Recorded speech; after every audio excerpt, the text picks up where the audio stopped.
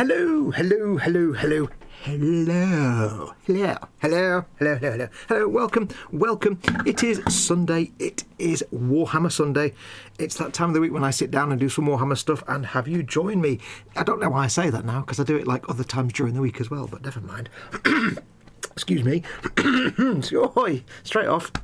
Tickly cough, there you go. Oh, I'm dying there, what can you say? Yes, welcome to one and all to Warhammer Sunday. As always, I'll be cracking on with some Warhammer goodness. It's just me again today. So big hugs to Colin at Festa 67's workshop, who's still recovering. And won't be around for a little while now to come. He's got a lot of recovery ahead of him, so he's getting there slowly but surely. So big hugs to Col. Dad's not with me today as well, because Dad's just got some personal stuff to deal with today. So big hugs to Dad too. It'll just be me today. I'll keep you entertained, don't you panic. It's already 1,000 degrees in here, so I'm sweating like a sweating thing. As always, before we get going, time to do some quick shout-outs. First and foremost, all the corporate people that make these... I'll start that again. Hang on. Big swig of tea, because I've not prepared. Just big swig of tea. I'm trying 3 tea bags in my litre cup. Bit better. I tried 2 tea bags yesterday. It wasn't quite strong enough. Anyway, yes, all the corporate supporters, that's emodels.co.uk, your one-stop shop for all your model making needs, and goblingaming.co.uk, your one-stop shop for all your tabletop gaming needs. Links to both those stores in the description below the video. Do check them out. They do support this channel directly, and if you use the links that are in the description rather than just go to their website, it tells them I sent you and I get some income from that. So if you need to pick up some model stuff or gaming stuff, use those links down below. It really helps me out. And of course, to my channel patrons and channel members, my patrons who went to patreon.com/modelmakingguru to support me, or channel members who became members by just pressing the join button underneath any one of my videos or live streams. Those guys directly support me, quite literally. They literally pay money into my bank account and put food on my table. So big thank you to them. Massive thank you. Don't forget, of course, there is now the patron and member exclusive Zoom Hangout 24/7, 365 days a year. There's a link further up in the chat. I'm sure I'll post the link again a bit later on for the links for patrons and members. But if you're a patron or a member, go and check them out. Make sure you're coming along, because it's good fun in there. Anyway, I need to just open my window a little bit more, because it's very warm, very warm today. Hang on, let me just open the curtain a bit there, and then the breeze can come in. Whew. Yeah, it doesn't matter how. Sometimes I get like prepared at the last minute, and I'm a bit sweaty because I'm rushing around. Sometimes I get prepared well in advance, and I'm slightly twiddling my thumbs before we go live, and I'm still sweating like everything. Anyway, I hope you can hear and see me okay. Hopefully we'll get on. We've got a good picture and sound today. As I said, I am carrying on with the Baneblade. I'll just put Guthorm to one side. Sorry, Guthorm, but actually you can read the chat. There you go. Why don't you just keep an eye on the chats? There you go. That's Guthorm doing his job over there. As you know, I've been building, I've already built one Baneblade. I'm building a second Baneblade as a Bane sword. I'm rushing through these because my plan is basically to just sort this rug out beneath my feet. Hang on. Do you know? My plan is to get both of these built and painted up as Death Korps tanks and get them on eBay and sold, because I need the money, and they're just going to be sitting around otherwise. So yes, I'm getting this one built up. The other one's built and primed and ready to go. I'm nearly there. I've been adding some greebles here and there. I've got a little sort of tiny collection of greebles here. And I've got a load of sprues behind me in boxes to get more greebles to add to it, because I like adding little greebles. I have so far, what have I added? I have added so far, take these things off, take those off there. I have added so far, I've put a small strip of plastic card here to cover the slightly spoogey gap that was there. There was a little gap between the two panels, and you know when you get like 2 bits of plastic and that stringy glue, that kind of stringy effect, like someone's got mingy teeth. So I've just put a little strip of plastic card there to hide that. Once that's primed and painted, you won't even notice it. So that's there. I've put these little bits of plastic over here over the headlights, just as little covers, but it makes it look like they're retractable headlights. So like when the headlights go in, this bit slides down and covers it up. So it's like a Fiat X19 in tank form. I've stuck a bit on there. What else have I done? I've added some rivets to here to cover up these little bits here. Put some plastic card in the barrels. What else have I done? Nothing else on the body yet. I've obviously got my Death Korps tank commander here, who's magnetised in. He's there and ready, so I'll just put him back in his little box. There we go. We have I put the On the suggestion of, I think it was Candygram yesterday, I put the searchlight on the side of the turret. But because it was a bit wibbly wobbly, I've then cobbled together this bit of plastic card and a rivet at the end, just to make it look like there's like a steel, what would you call it, like a brace that holds it in place. So we got that on. Put the wheel on that side. Decided to put the spare wheel there with its pretend bracket, which I noticed after I'd done it is not as thick as the bracket on the other Baneblade, but it doesn't really matter. I also spent 3.5 hours yesterday magnetising this aerial, this antenna, which now sits on there. I've added a little bit of plastic card down there and a little sort of bit of greeble on the top of that piece, just to make it look better, because it was sitting a bit low. So I put this little strip of plastic card and rivets down here to make sure it pushed it up, but then it stuck up above the piece it stuck to. So I put the little greeble on top of that just to hide that little mismatch, because it doesn't quite line up. So now it just looks like part of that. So there you go, that is on. And that was a pain in the arse yesterday, as you all well know if you watched. I don't know. So yeah, so that's pretty much all I've done so far, I think. This stuff in here, this is just a big mess of plastic card, so I can mount the magnet to that. On the other Baneblade, I've got plastic card with a magnet on the inside and a magnet underneath the dude. But because the dude in this has his arm resting on the cupola, I can't. He has to sit up above where the plastic card is. So he's actually hovering just in mid-air above where the base of the cupola would be. So I've had to put the magnet visible there, unfortunately. It's not ideal, but it doesn't really matter. Once he's in there, it doesn't really matter. Oh, and I've stuck this thing on the front. This little grill here for no reason whatsoever. And this little bit of targeting lenses, which bizarrely fit this bit perfectly, even though I don't think they're supposed to. So we've got that bit on there. So that's what we've done on that. And I think that's it so far. Now I've got a little tray full of... Oh, there's guns there. A little tray full of greebles here. Just a small selection. Because I've got many, many more. I've got like all my Imperial Knight greebles. I've got loads of Astra Militarum tank greebles and all kinds of bits and bobs. But I've got these bits out to start with. So we've got these. And I've got a couple. I'll do the exhaust first. We've got some exhaust, spare exhausts. We've got a mallet and a... I assume it's like a cranking handle. And hundreds of little what do you call it, handles. So I think we'll start off by cleaning up some bits. We've got a couple of exhausts, we've got many handles, 4 handles, 5 handles, 3 handles. I have got these cables, but unfortunately there's nowhere I can put them that looks half decent on it, so I probably won't use those. I've cleaned that bit up already, so we'll just put that over to one side. Got those there. Something on my desk is moving, that's not good, that's never a good sign. Okay, it's just something moving loosely. I've got this panel here, but I've not figured out where to put it, so yeah, I don't know about that yet. We'll clean it up anyway. But yes, I've tried to put these on. The problem I've had with these, they're really nice. It's like, you know, steel cables all kind of like as if they're on the side of a tank. The problem is that these little clamps where the steel cables go into don't really make any sense. They're not really like lined up like on a vehicle you have 2 there and 2 there. You might have 1, 2, 3. They're just kind of randomly positioned. So wherever I put them, they're not really going to fit. Like I've put them there, but they go over the edge of a panel, which wouldn't make any sense if it was a real tank. And they're not really symmetrical, which also makes, I don't know, just something doesn't sit right. The little clamps where they go aren't symmetrical. So I can't really find anywhere to put it that makes me happy. I could put it there and just about get away with it, but yeah, I don't know. I mean, it just about works there, but it's covering up a panel, which is a bit of a bugger if you want to get out of that panel and you've got a big steel cable going across it. So I don't know yet. I'm not decided on that just yet. Now I need to clear my throat, so let me just mute the microphone for 1 second. Right, there we go. Big swig of tea. Nom, nom, nom, nom.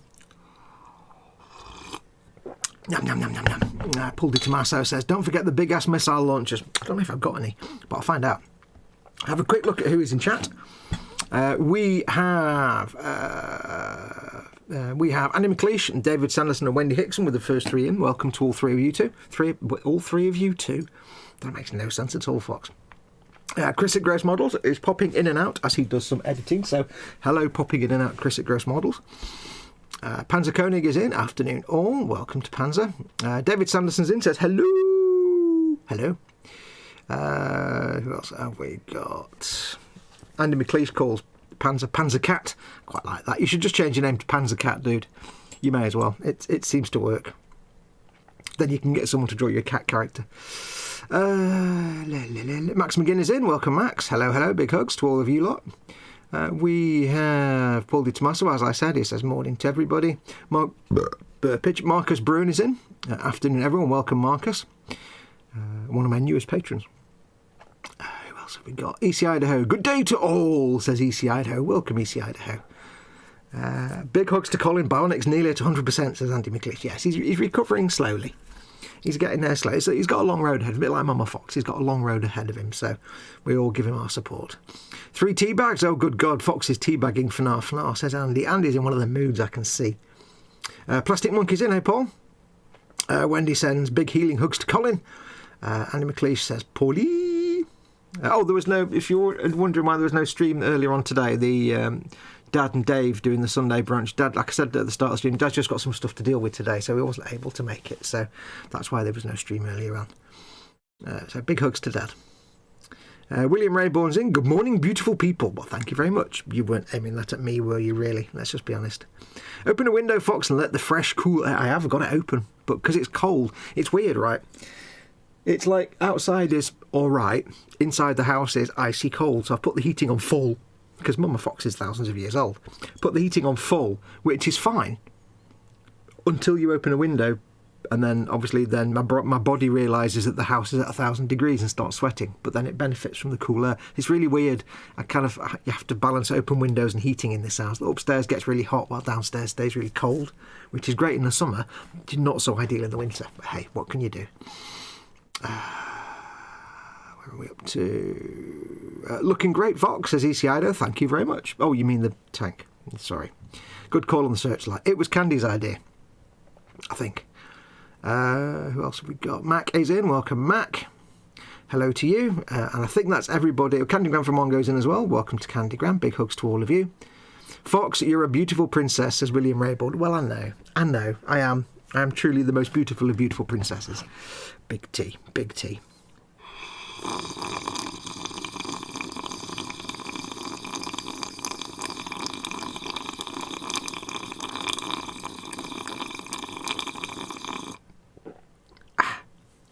You know what? It tastes bloody awful when you do that. Don't do that. It's alright. I was doing it for comedy and it didn't taste good. Oh, that was horrible. Right. Where are we up to? So, yeah, we've got lots of little greebles to clean. So I'll get these cleaned up. And then once we've cleaned up these, I'll stick some handles and things on handles. And then we'll see about some other greebles that I've got here and there. Bits and bobs. Like I say, my aim is to get these on eBay and sell them. I could just leave it as it is. But I may as well stick some greebles on it. And I don't want to go too far because, I've got things to do as well as these, but I need to get them on there and sold. I could spend months adding stuff to it, but then I'd never sell it, so yes. The searchlight was Panzer Koenig's idea. Mine was to put a big magnet with the... That's right. Yes, Panzer's idea for the searchlight, to put it there. Good call. And Candy's idea was the dirty great magnet in there, which I must actually, before I do anything else, I must wrap that around in some plastic card. So I've super glued the crap out of it, but just to double check and make sure it doesn't ever come out, I need to just kind of wrap it in some sprue or something just to lock it in place. Let's get some sprue. I've got some spare sprue. Let's find what we've got. Now this doesn't need to be pretty, this just needs to glue the crap out of it. So let's just get some snippety doodahs. And this is just this might not work, this is just my plan anyway. Just a real quick way to kind of cage it in so that if the super glue ever does fail, it's not gonna, the magnet isn't likely to fall out all over the place. Now I can't do it in any way that interferes with the way the turret attaches to anything, but I can just kind of lock it in place. So then if it ever does become loose or the super glue fails, at least the owner of the model, whoever buys it, can, if they wish, just dump a load more super glue in. They won't have to fart about trying to get the damn thing out again. If I glue that there, is that going to interfere with the way it sits on the... It shouldn't do. shouldn't be the important word. But to have it that long though, I can make it shorter than that. Get rid of that. And I do apologise, every time I put something down it clunks. That's just the order of things. So I can glue that on there. Do. My plan is just to make some kind of little cage. Now I can't do too much because obviously it's encased in super glue, so that super glue is just going to not stick to the plastic. But if I can get it to stick to the plastic somehow.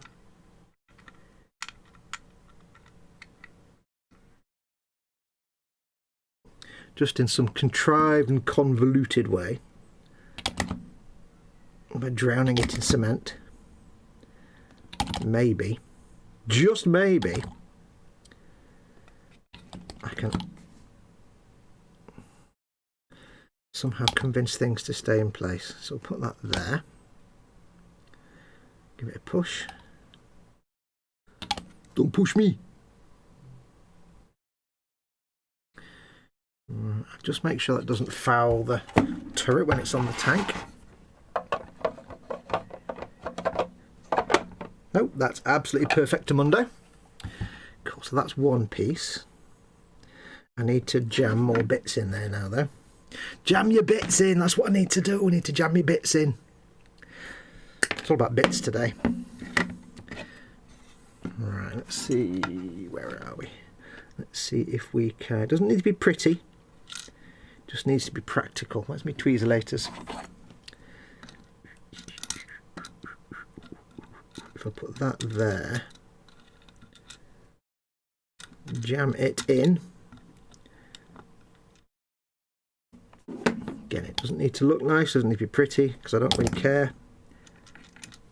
Let's just get the sucker in. Get some glue going on, get that in there. I'll build up like a little log pile of plastic just to lock it in place. There we go. I thought about this last night. I kind of was, you know, like when you're just going off to sleep and you have thoughts about things, usually about what you've been doing during the day, and you have little thoughts, oh, I should have done that, or I should do this, or whatever. It was one of them moments. I'm like, oh, I should try and lock that magnet in case it ever comes out. So now what I can do is I can perhaps, mayhap, there's a very posh way of saying perhaps there, mayhap. Sue is in, Ice Queen. Hey, Ice Queen. Big hugs from Sue, so big hug back to you. Many ice cream hugs. That can go there, so I can snip a load of that off. Who else has come in? Foxx, known as a paragon of the social graces. What graces me? I've got no graces. I have many airs, none, but that's only after a good curry. Yeah. If I can just jam this in there. I can't just glue it to the bottom because that's where the super glue is, and I can't glue plastic to super glue. But I can glue plastic to plastic. Which is kind of partly why I'm putting all these bits of plastic in here. Like a little pile to make a little cage. There we go, that's better. Maybe. Maybe it's better, I don't know.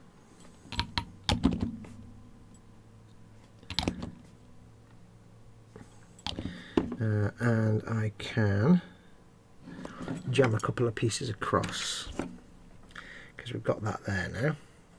So let's just cut that off. Doesn't need to be pretty, doesn't need to be good looking, it just needs to literally be practical. So I can put glue on there, I can put some glue on there. No delicateness here, no prettiness, no prissy nonsense. I'm just jamming stuff on because I don't care.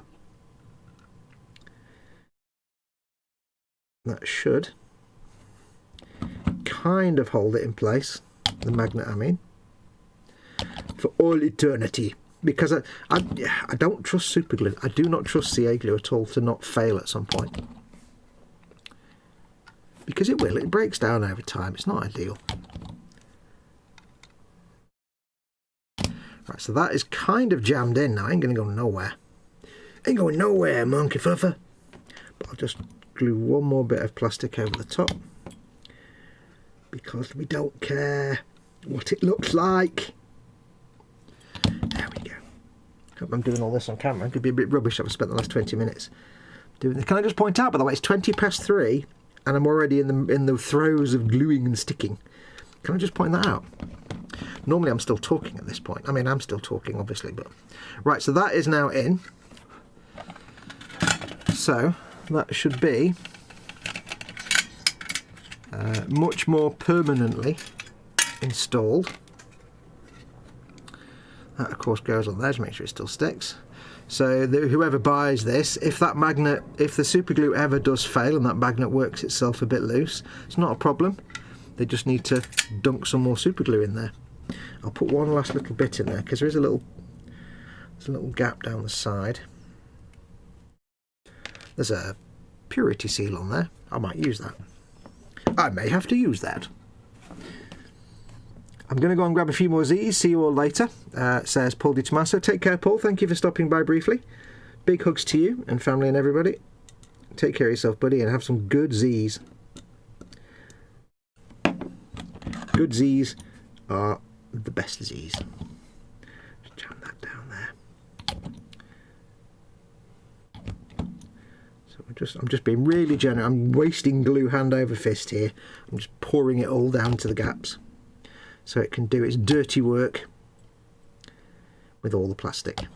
Because I can only stick it, I can't, obviously I say I can't stick the plastic to the super glue areas. It's got a big mound of super glue around it, so I've just got to hope it goes into all the little recesses.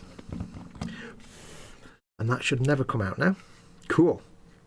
Cool. Right, I'll put that there for a second just to stand up. Somehow, put it on there, okay. Quick look at the chat. Fox, what glue are you using? Is it Tamiya? Yes, I'm using Tamiya extra thin cement, which is your go-to for all model making purposes, which is already getting half empty. I've only just filled it up. And Tamiya regular fat cement, which is a bit low actually. I need to refill that or replace it. Look, have I got a fresh one? Yeah, a fresh one here. I'll put this one back over there for a spare. And I'll forget that's a spare now, and all I'll do is I'll just run out and have that one left and think it's a full pot and then realise it's not. So Tamiya, this is good for, I've explained it before, but basically the way I use these are, this has got more welding power than this. So the extra thin has got a bit more welding kick than the fat cement, the thick gloopy cement. This is fat and gloopy and viscous. But the reason you'll see me use this stuff is purely because it is viscous, it's very thick. So when you're trying to, if you've got two tiny pieces to glue together, you can use the extra thin. You can put them together and run the extra thin into the gap. If you've got two bigger pieces, let's say I wanted to glue these two things together, like that, if I put them together with extra thin and then let go, they just fall apart because it takes 10 or 15 seconds for this to start melting the plastic so it can weld. If you put this stuff on first onto a big flat surface, like that, it won't start welding the plastic together, but the fact it's a viscous liquid means the surface tension will hold them together, so if I let go they'll stay together because it's just thick and viscous and gloopy and squidgy. It's like putting jam between two bits of bread. And then I can go in with the extra thin to get the proper strong welding. So you'll see me use that when I've got heavy things that I want to sponge together to get them to not fall apart instantly. Like gluing figures onto bases and arms onto figures and stuff, just where I want the extra weight. Cy Reynolds is in. Yay! He says, afternoon all. Afternoon chat, hugs all round. Afternoon model making guru, you giant flange magnet. Slap. Afternoon Colin Feta 67's workshop. Mega hugs of heliularity. Thank you very much. I don't need your hugs of healing, but I'll take your slap. Flange magnet. You spam dangler. Seeing as I've got a purity seal on this sprue, I may as well pop it off and stick it on the tank. You don't see purity seals on Death Korps stuff, but I don't see why you wouldn't have them. Seems reasonable that it's not just Space Marines that would use purity seals. Somebody did send me a purity seal on my keyring. There you go, see? And it says upon the purity seal, while vile mutants still draw breath, there can be no peace. While Obscene heretics' hearts still beat, there can be no respite. While faithless traitors still live, there can be no forgiveness. That's all it says. Purity seal, you see. There you go. Right, there it is. So I'll just clean off the purity seal that I don't know where I just put it. I put it down, didn't I? Oh, Foxx, you're so special. So that purity seal that I used to have, I don't know where it is now. Oh well, let's not use that purity seal. That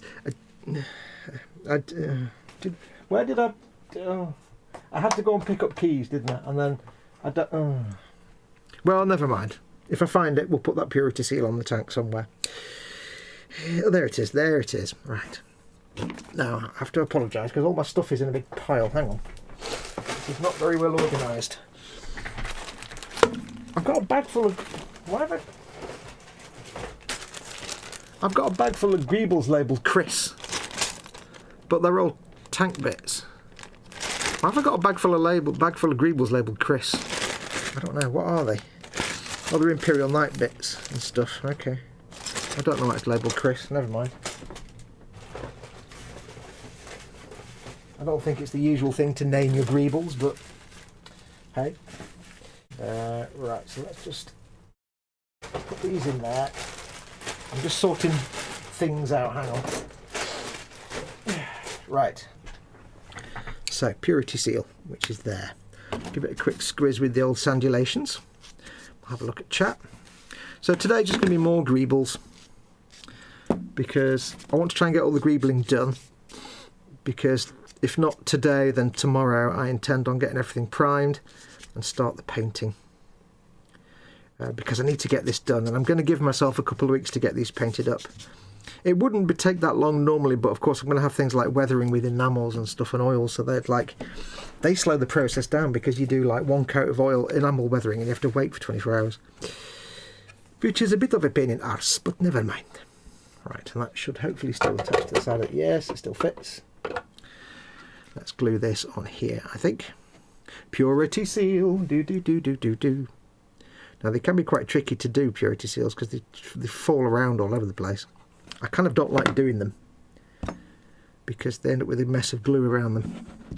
I'm going to try and use extra thin if I'm fast enough. I might not be fast enough. Let's find out. So that's the problem. You put them on and they slip and slide and wiggle around, and then you get a splodge of glue. And it always looks messy. I've never yet done a purity seal that didn't come out looking a bit messy around the edges. There we go. So I've decided that Death Korps can have purity seals because of the reasons. They're all the Emperor's children, apart from the Emperor's children. Did you intend to send them at Chris at one point? Asks Sirens. No, because he's never done an Imperial Knight.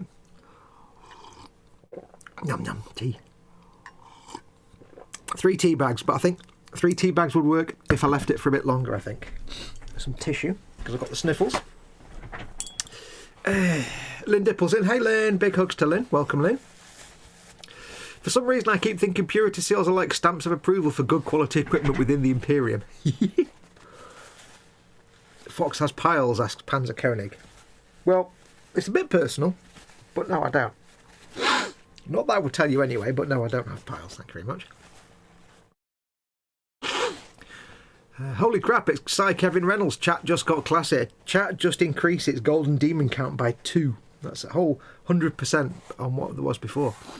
Greebling times, yay! Gee, I'm still asleep, says Lynn. Hot glue Fox, says Colin. Ooh.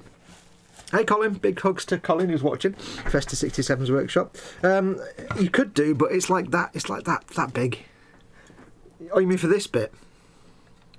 Hot glue for that would be good. I do have a hot glue gun somewhere, but I've got no idea where it is. No idea. I kind of got it and then for some reason I forgot I had it and never used it. Tammy a gloopy glue with cocktail stick where you want the wax seal to be and apply said seal with tweezers as you be doing done. Yes, I did wonder whether I should use the fat glue or the thin glue, but yes, next time. I've got many more to do anyway. Just went to make coffee and everyone arrives. Hi, Cy, Colin, Paul, Max, and M. Hey. Yeah, big hugs to you, Colin. Cheers, Max, SDD, says Festa. Oops.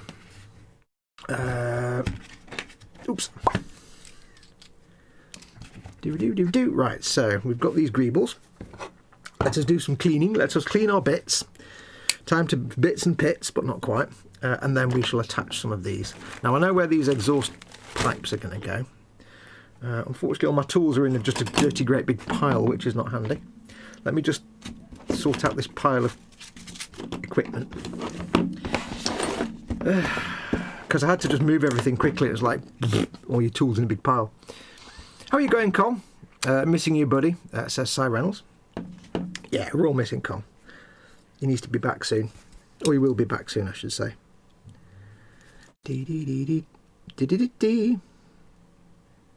Oops, a daisy. No great big nubs on this one, so that's not so bad.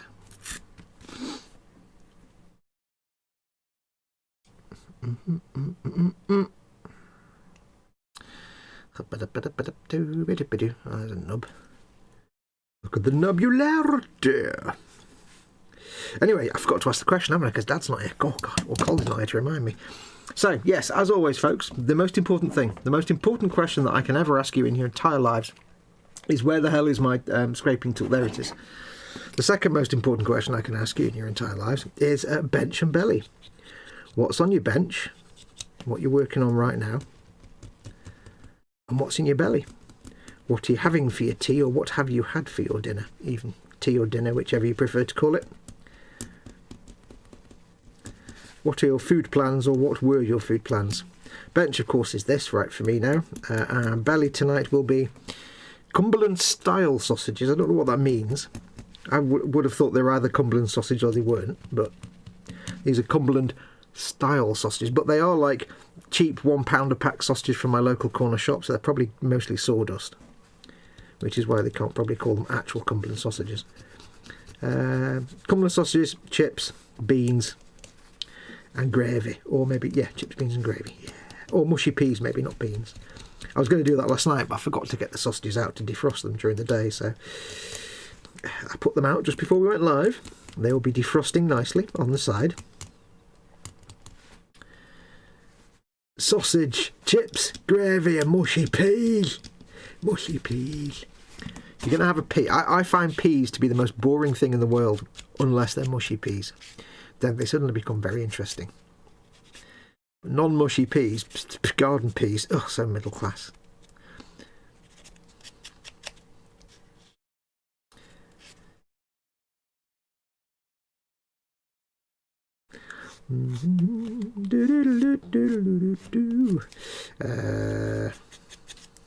So anyway, yes, what's been going on with you folks as well? Hope you're all well. Hope everyone's doing okay. Don't really know what to talk about, so we'll do an AMA in chat, as always. I mean, you normally do anyway, but just because I'm desperate for stuff to talk about, I'm not quite used to doing streams by myself, so let's do an AMA. Ask me anything. Obviously, I'm not going to answer everything. There are some things I won't talk about, but yeah, feel free to ask me anything in chat, and we'll see if it sparks some conversation. Don't forget, if you're watching this and you can't see the live chat, if you're watching it embedded on Facebook or Twitter or Patreon, just click the YouTube icon in the bottom right hand corner of the video player, and that will take you to the YouTube page where you can carry on watching, and you can join in the live chat at the same time. And you want to join in the live chat. If you want to catch my attention, ask me a question, then please either do @ModelMakingGuru in chat, so do @ModelMakingGuru. It'll put my name in an orange box and I have a chance to see it, just like that there you can see. That, well, you can't see it, can you, because it's not on camera. That little orange box there, that's me, because somebody's @ed me. So make sure to @me, and then I'll have a chance to see your comment. You can put your comment in capital letters if you want, or you can do a super chat by clicking the little dollar symbol at the bottom of the chat window. That puts your comment in a coloured box, puts an animation up here in the top of the screen, and also gives me some money, which is really helpful. So thank you very much if you do that. But all those are ways to get my attention, because I've got my lenses on now and I can't really see chat very easily. It's all out of focus. So make sure you do stuff to catch my attention. But ask me anything you want, within reason, obviously.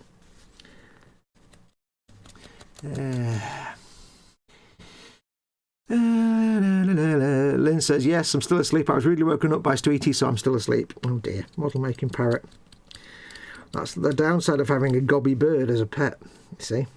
It's a gobby bird that will shout a lot.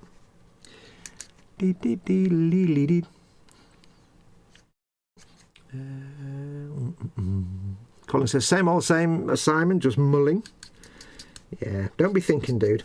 Just enjoy nonsense. Don't think. Thinking never got anyone anywhere.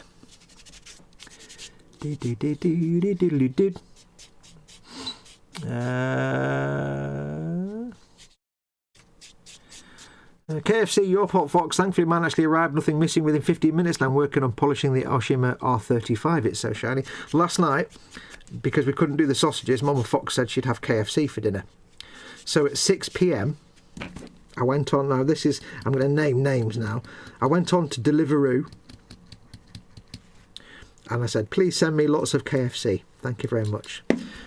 And the one downside of ordering things like that online is you don't know how long it's going to take. I put the order through and it said, brilliant, thanks for your order. It'll be with you between 7:30 and 8:30. This was at 6 p.m. So I'm like, wait, you're telling me it's going to take between 1 and 2 hours to bring me a small KFC order from about 2 miles away?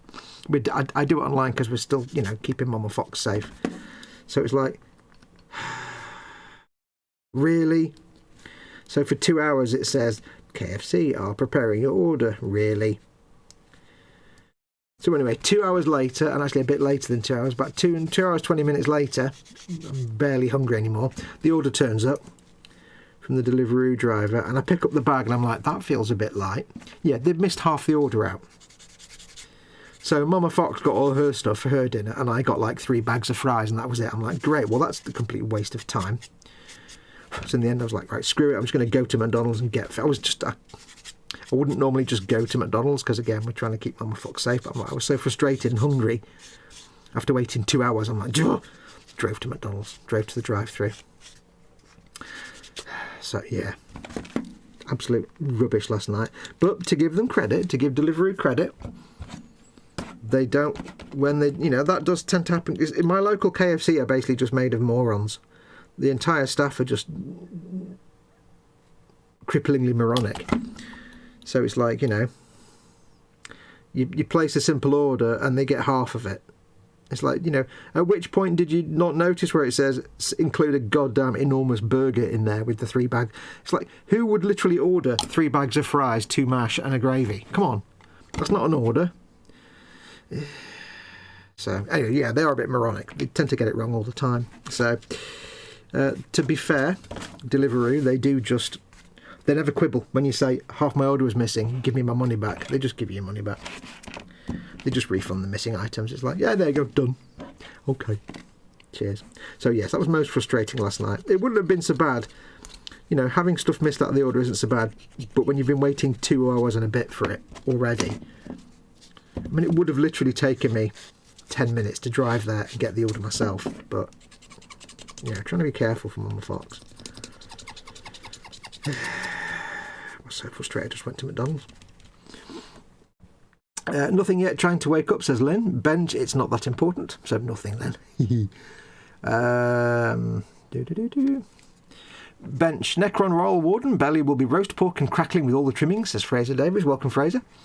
Eon's car is in. Welcome, Eon's car. Ah, yes, the B&B question. Bench, painting the weapons for the Zaft Gundam, and as for the belly, Bic cookies and sweets for later, mincemeat and wraps. Ooh. Marcus Broom will be making pizza after this. Bench, continue work on my Sinanju. Now, we clearly need to have words, Marcus. You may be new to this, you may not be familiar with it, but there's a certain rule with Bench and Belly. You can't just say, for example, pizza. In this, you couldn't say like curry.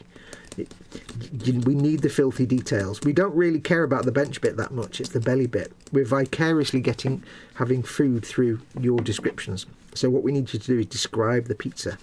So if you're having your pizza, you don't just say pizza. You say, I'm having a meat special pizza with ground beef and chilies and jalapeno peppers and sweet corn and chicken and worms and hamster pellets and whatever, and whatever you've got on it. We need all the filthy little details. So just because you might not have known, so just so you know, that's the rules with Bench and Belly. We want to know all the filth. Nothing yet, I'll start again. Wendy says, Belly, nothing yet. Bench 2 boxes for posting at some time. Ooh, I know what they are. Wait, 2 boxes? Shouldn't it be like a small box? What are you sending me apart from the little items? William Rayborn. Dinner last night was hamburgers, hot dogs, sausage, mashed potatoes, baked beans and macaroni and cheese. There you go. That's how you do it. See, all the filthy little details.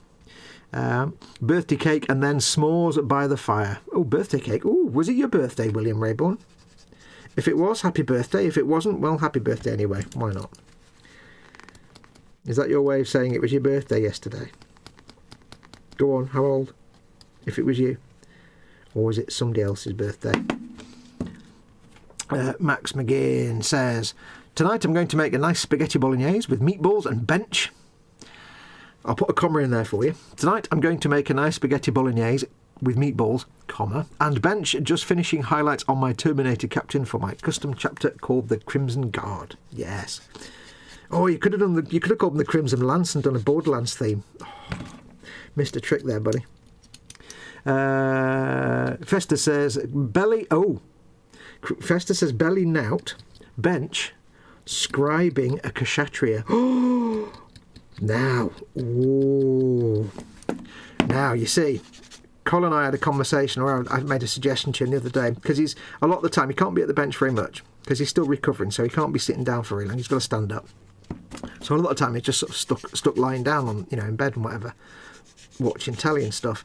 And I said, well, even if you're sort of stuck in bed lying down while you're recovering, you could still get like a lap tray and assemble your kshatriya or something, or clean up all the bits, because you're not using any glue. It's just like a little jigsaw puzzle, really, and you can always take it apart again later when you're painting it. Just then you've assembled it and you know what you're going to be doing when you're painting it.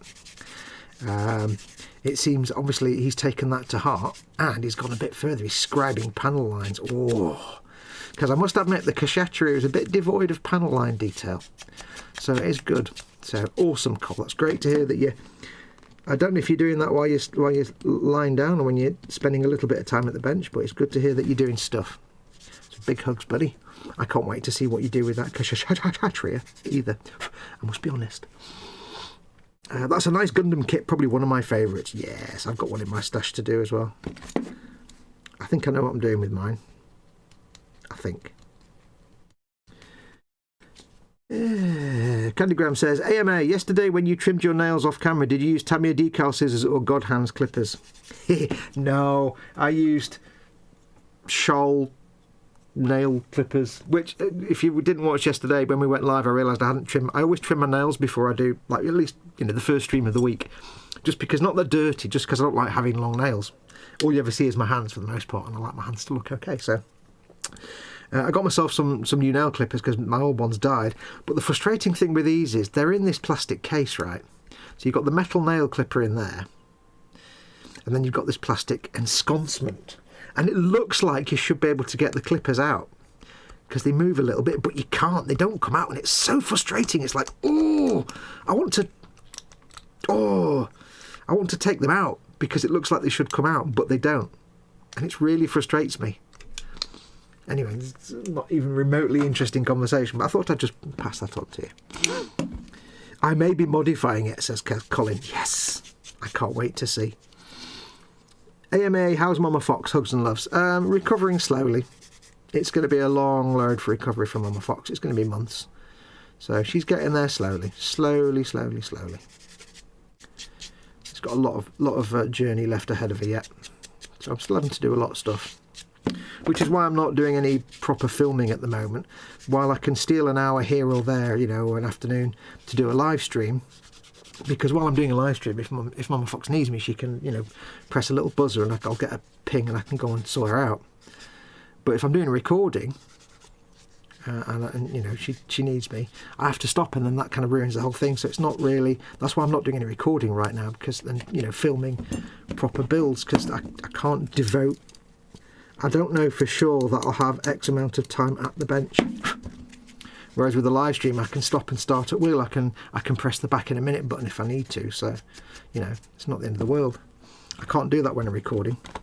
because if I'm recording painting something and I have to stop halfway through, I can't unpaint it to go back and film it again. So yeah, so that's why I'm doing this, because I'm not doing anything else right now. At least if I'm not filming a paint job, I can just paint, and then I can crack on and get this sold. At least it's something then. Foxx brings back McDonald's but has to leave it on the tea towel for 3 weeks, says Chris at Gross Models. No, we don't do that anymore now. My GP chuckled a little bit when I explained that to her and said, look, there's no risk from the risk from fomites is minimal, so I wouldn't bother doing that anymore. I'm like, okay. And bizarrely, only because I was listening to the Skeptic's Guide to the Universe podcast, I knew exactly what the word fomites meant. She just dropped it in conversational, casual, like it's a normal word. And I was like, I know exactly what that word means, because I listened to it. I listened to the What's the Word section on the Skeptic's Guide. And Cara, whatever her name is, explain what fomites are. Yeah, there you go. So I actually heard a word that had been explained to me just recently. I like that, when you've never heard a word before and then somebody explains it and then you suddenly hear it in conversation. Like, I'm dead smart because I know what that means. Yes. I'm excited by the smallest of things. Yes, I don't deny it. Where are we up to? After spraying it down with bleach, says Cyrus. No, we don't do that anymore. Not that we ever did the bleach. Also, it just got really frustrating, having packages sit on the tea towel of quarantine for 3 damn days when it was something I was really looking forward to having. It was torture. It was goddamn torture. I hope the tea towel's been laundered at least once in the year and a half.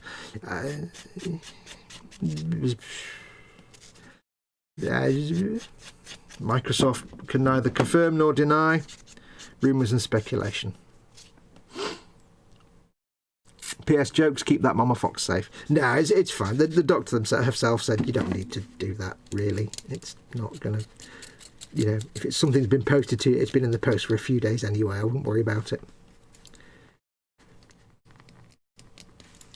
I mean, it could be wrong, but I don't know. My doctor's lovely. I'm not gonna ignore what she says. Had to do my first test the other day, actually. My first PCR test. Just the doctor, because checking up on me, and Mama Foxx said, "Oh, do yourself a chest," because Mama Foxx had a bit of a cough. Should I do a PCR test? So I ordered one and got it. Came back negative, which was nice. A lot simpler than I thought it would be. Literally just ask for it online, turns up the next day, send it off, next day you get your results. There you go, bang, done. How easy is that? Very efficient. Most efficient. Right, that's a little cranking handle, I think this is, of some sort. You will have to wait and see, Fox, says Wendy Hickson. I don't want to spoil, because I'll probably do like an unboxing video, so I don't want to spoil what's in it, but I know the one thing you were sending me, which will be like something this big, so 2 boxes. Oh dear. Is it like an enormous selection of cakes? That'd be fantastic. Is it the world's last remaining still edible collection of McVitie's United biscuits? I really wish they'd bring those back. Oh, I really wish they'd bring back United biscuits or United bars. I really miss them. Of all the 80s snack sweets and foods, United biscuit, it wasn't really a bit. It was a biscuit, but it wasn't. The United, I really miss Uniteds. They need to bring that back. The biscuit with the crunchy interior bits, the sparkles, whatever you want to call it.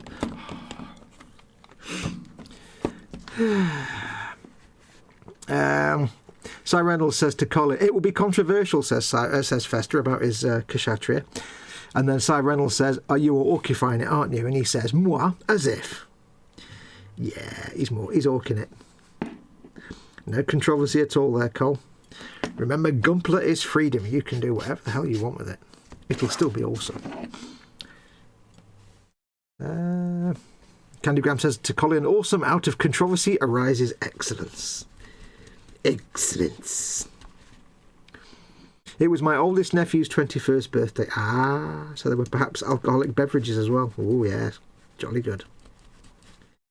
The occasional frosty beverage. Never say no to a frosty beverage. Actually, I would, because I like ale, and ale is never served frosty. So, if it's frosty, it's usually fizzy lager crap, and I don't have any interest in that. But now I really want a beer. God damn it. I've just made myself want a beer. Oh.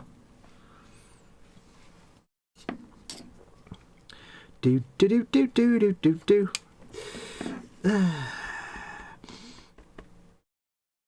Cy Reynolds says, wait, Max McGinn, spag bol and meatballs. That's like a double serving of meat. I see no problem with this. Also, it took you like half an hour to notice that. I was like 6 foot up in chat.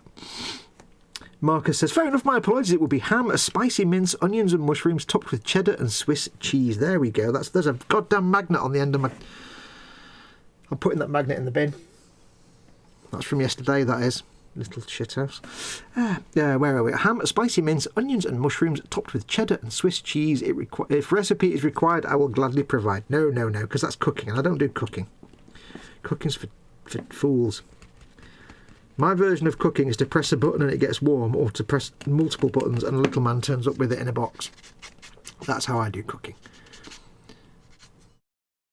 But yes, there you go, that's better. See, now we know what's on your pizza, we can imagine it in our heads, and we can all be really goddamn hungry and like regretful that we don't have such things in front of us. Vicarious eating. La la la la la la la.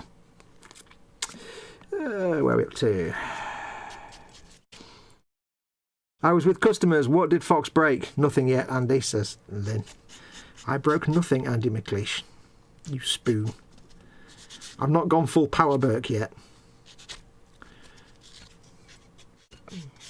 Candy Grab says, Marmite, good. Fomite, bad. Oh, I'll tell you what. I've discovered something new as well. Now, this is... you might want to try this. Now, I did something similar once to Paul at Glued to the Sprue. You know, Paul from Team Inept. And it was a wind-up, but this is genuine. This is genuine. Every morning, I make Mama Foxx some toast. And in most mornings, it's 2 pieces of toast with a different thing on each piece. She has 1 piece with Marmite. And she has 1 piece with this marmalade. It's a Scottish marmalade, and it's got a hint of whiskey in it, and it's quite sweet. It doesn't taste like strong whiskey taste. It's just got a hint of the ooh, hello, welcome, kind of little twist of whiskey flavour to it, and it's quite pleasant. So it's quite sweet though. And this morning I had occasion to be making Mama Foxx her morning comestibles. And I always do the marmalade first, because I don't want to get the marmalade contaminated with Marmite. So I always do the marmalade first. Did the piece of marmalade toast, but I put too much on. So when I finished the piece of toast and cut it, there was loads of marmalade left on the knife. And then I did the Marmite toast. I hadn't noticed this extra marmalade on the knife, and then when I'd finished, of course, the knife's all covered in Marmite. I love Marmite, so I normally just lick. It's not a sharp knife; it's a blunt spreading knife. I just lick the knife to get the Marmite goodness off. But this Marmite goodness was also marmalade goodness, and for the first time, I tasted combined in my mouth hole Marmite and this very sweet marmalade with a hint of whiskey in it. And I have to tell you, in all honesty, it was a really nice, it tasted fantastic. I'm like, oh wow, that was actually really interesting flavour. It was like Marmite, but with a little sweet overtone. It was absolutely fantastic. So I can only suggest, get yourself some really sweet marmalade. It doesn't have to have whiskey in it, but get yourself some really sweet marmalade and just combine it with a hint of Marmite. Just see what you think. I've not yet got round to actually trying a piece of toast with Marmite and marmalade on it, but you can guarantee that I will do. By George, I will. By Jingo, this will happen. But I surprised myself. I'm like, oh, that was actually rather pleasant. So there you go. If you don't like Marmite, of course, then this whole thing is moot and academic. But if you don't like Marmite, then what's wrong with you?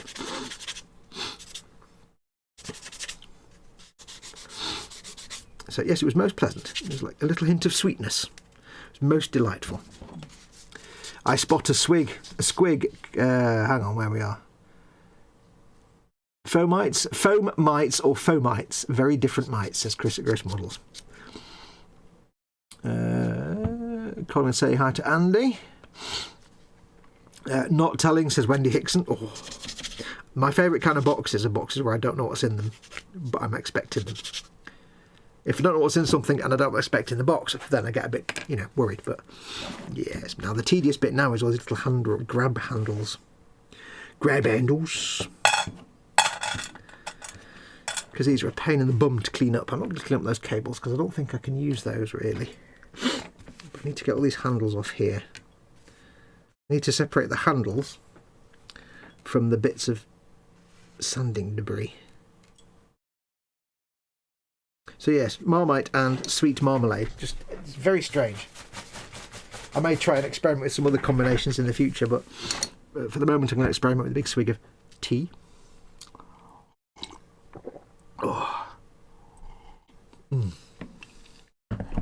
The one thing I'm not liking about tea on my recent 2-week voyage into the world of tea, and Barry's tea in particular, is that when I have a cup of coffee, that cup of coffee can last me for hours, because, especially if it's a big one, because I don't mind drinking cold coffee. The flavour doesn't change. But tea, there's a certain point at which you don't want to drink cold tea. It gets to that point where you're like, no, I'm out. So, yes. Now, these ones on this sprue, these have got the nub on the outside of the handle, which is great for cleanup. Some of these, though, have got the nub on the inside of the handle, and it's a pain in the arse. It really is a pain in the butt to try and clean them up, because you've got to try and get the knife blade in there without snapping the damn thing in half. It is truly a pain. Quick look at the chat, though, before we do all this. I was responding to it when you spoke of it, the spag ball, which intrinsically meant it happened 4 hours ago anyway. Okay. Burpage. Andy McLeish. Ooh, toasty burps. Belly was leftover meat feast stuffed crust pizza and Japanese food consisting of crispy duck, curry chicken, katsu chicken and sushi. Burp. Oh, yes. Foxx has invented Marmalite. Well, the funny thing is, I actually say to Mama Foxx, do you want one piece with Marmite and one piece with Marmalite? So I've already made that joke, so good thinking. But yes, great minds think alike. Marmalite. Don't credit him for something. Oh dear. Lying down, banned from the cave, says Colin. Oh, well, it's for your own good. It's for your own good. As long as you can do stuff lying down, then that's good. Who's eating thermite, says Darren. Hey, Darren, welcome. Angus Alletson, welcome, Angus. Wendy says, I will give a hint. 1 box for you and the other 4. Oh, okay. Okay, I'm going to guess that's from Mama Foxx then. Okay. Thank you very much. As long as mine's the biggest box, we don't mind. Only joking. Angus Allett says, sweet and salty like my chocolate salty balls. Now there's a reference. I never got that much into South Park. It was all right at first, but I kind of grew tired of it very quickly. I never got carried away with it like some people did. I was like, it's all right. It gets boring quite quickly. It's of its time. Right, now these have the little nub on the outside. You can't really see it, but they have the nub on the outside, so it's easier to file away. It's still fiddly to hold it, because you kind of hold it. It's not much bigger than the space between your finger and thumb, so it's kind of tricky.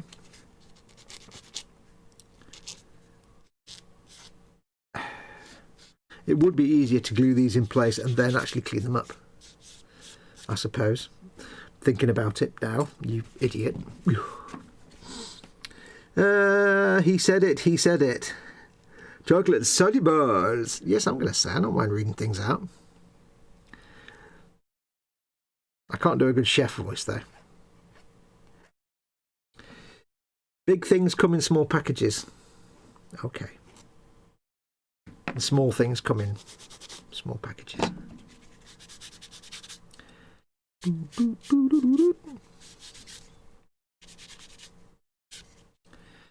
2. Now these are fast because I can get through these fast. It's the ones with the nub on the inside that's going to be the pain in the bum to clean up.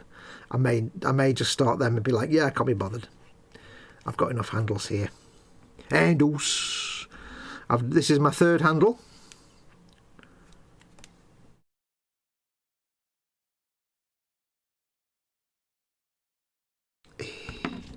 Trying to think of anything else to talk about. Remember, we can do an AMA, folks. Ask me anything in chat, and I will do my best to answer and try and drag it out for as long as possible, because it's only 4 o'clock. We've got 2 hours yet.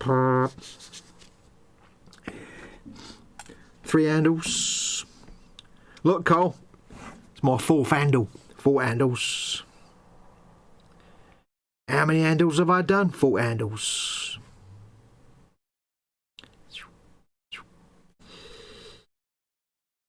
This one's got a bit of a big nub on it. Get it, big nub. Here. That's better. Egypt. Right. There. And that there.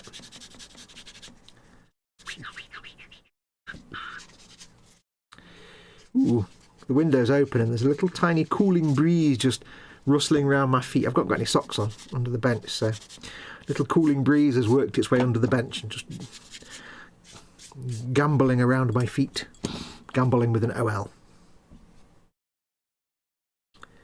And for no apparent reason whatsoever, I've got the Mr. Men music in my head. I don't know why. I really don't know why.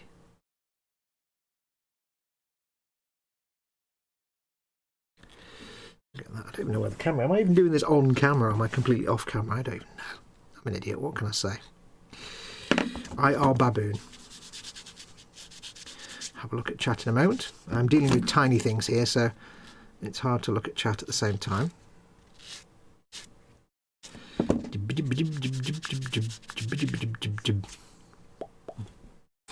I'll do this one.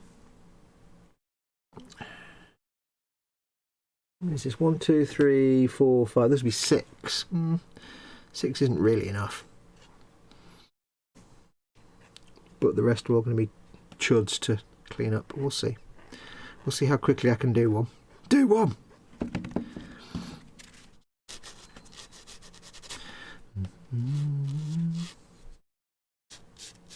I've ordered some bits for painting these from E-Models. I've ordered some Tamiya German Grey for the Baneblade. It's a good base colour to work from. I've ordered some excuse me, some track rust. Excuse me, some track rust from A.K.A. Track rust wash. I have ordered some ammo enamel stuff. That one's already done. I want to do on the... I've always considered for German grey vehicles, I've always liked it when you see them with like a... Rather than dirt and mud and earth colours, you get like a light, dusty weathering effect. Because it always looks fantastic on German grey, that kind of light dust. Almost like desert sand kind of effect, but on... It just looks really nice. So I'm going to go for that effect. But I've ordered... I couldn't get standalone... there's an enamel one, it's one of the weathering effects enamels, something like light sand or something it's called. I couldn't get it by itself, but I've bought the little weathering set which has got it's got light Kursk soil enamel, I think, and a pigment as well. I probably won't use the pigment.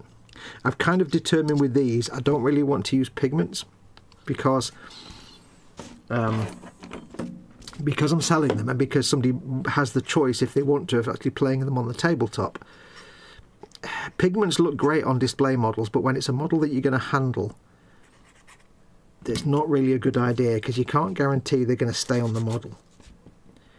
Especially when it's on the tracks, things like that, where it's in contact with the table. So I'm going to have to steer clear of pigments as much as I can, if probably completely. Just so, the person that buys this doesn't end up having half the pigments fall off. Because that would be a bit rubbish. Yeah, these handles are a right pain to clean now. because the nub's on the inside. I'm going to be back in 1 second, folks. I'm going to put the microphone on pause, on mute. I'm going to put on back in a minute. I'm going to be 2 minutes. Bear with me.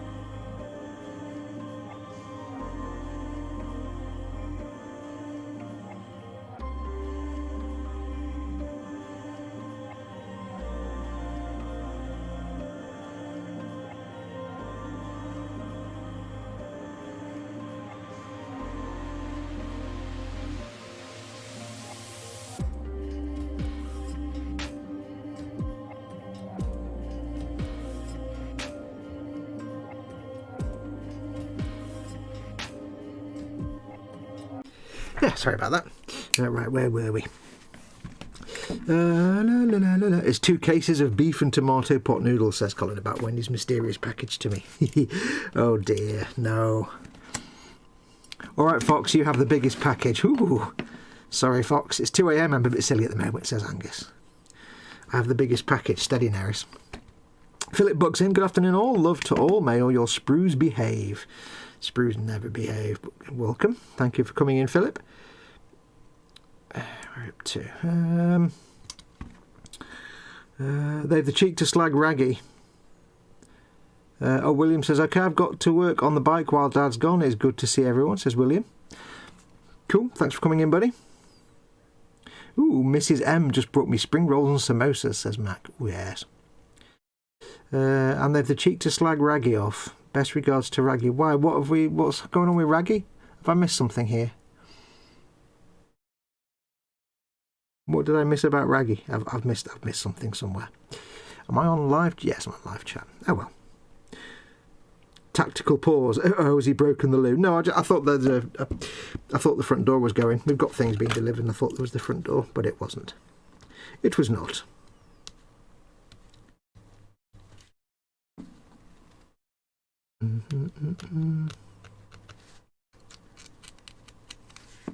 Yeah, it's not as keen on these handles where the thing's on the inside. The irony is, of course, you wouldn't actually see this anyway. Once it's glued in place, you won't see inside the handle, but I'll know it's there.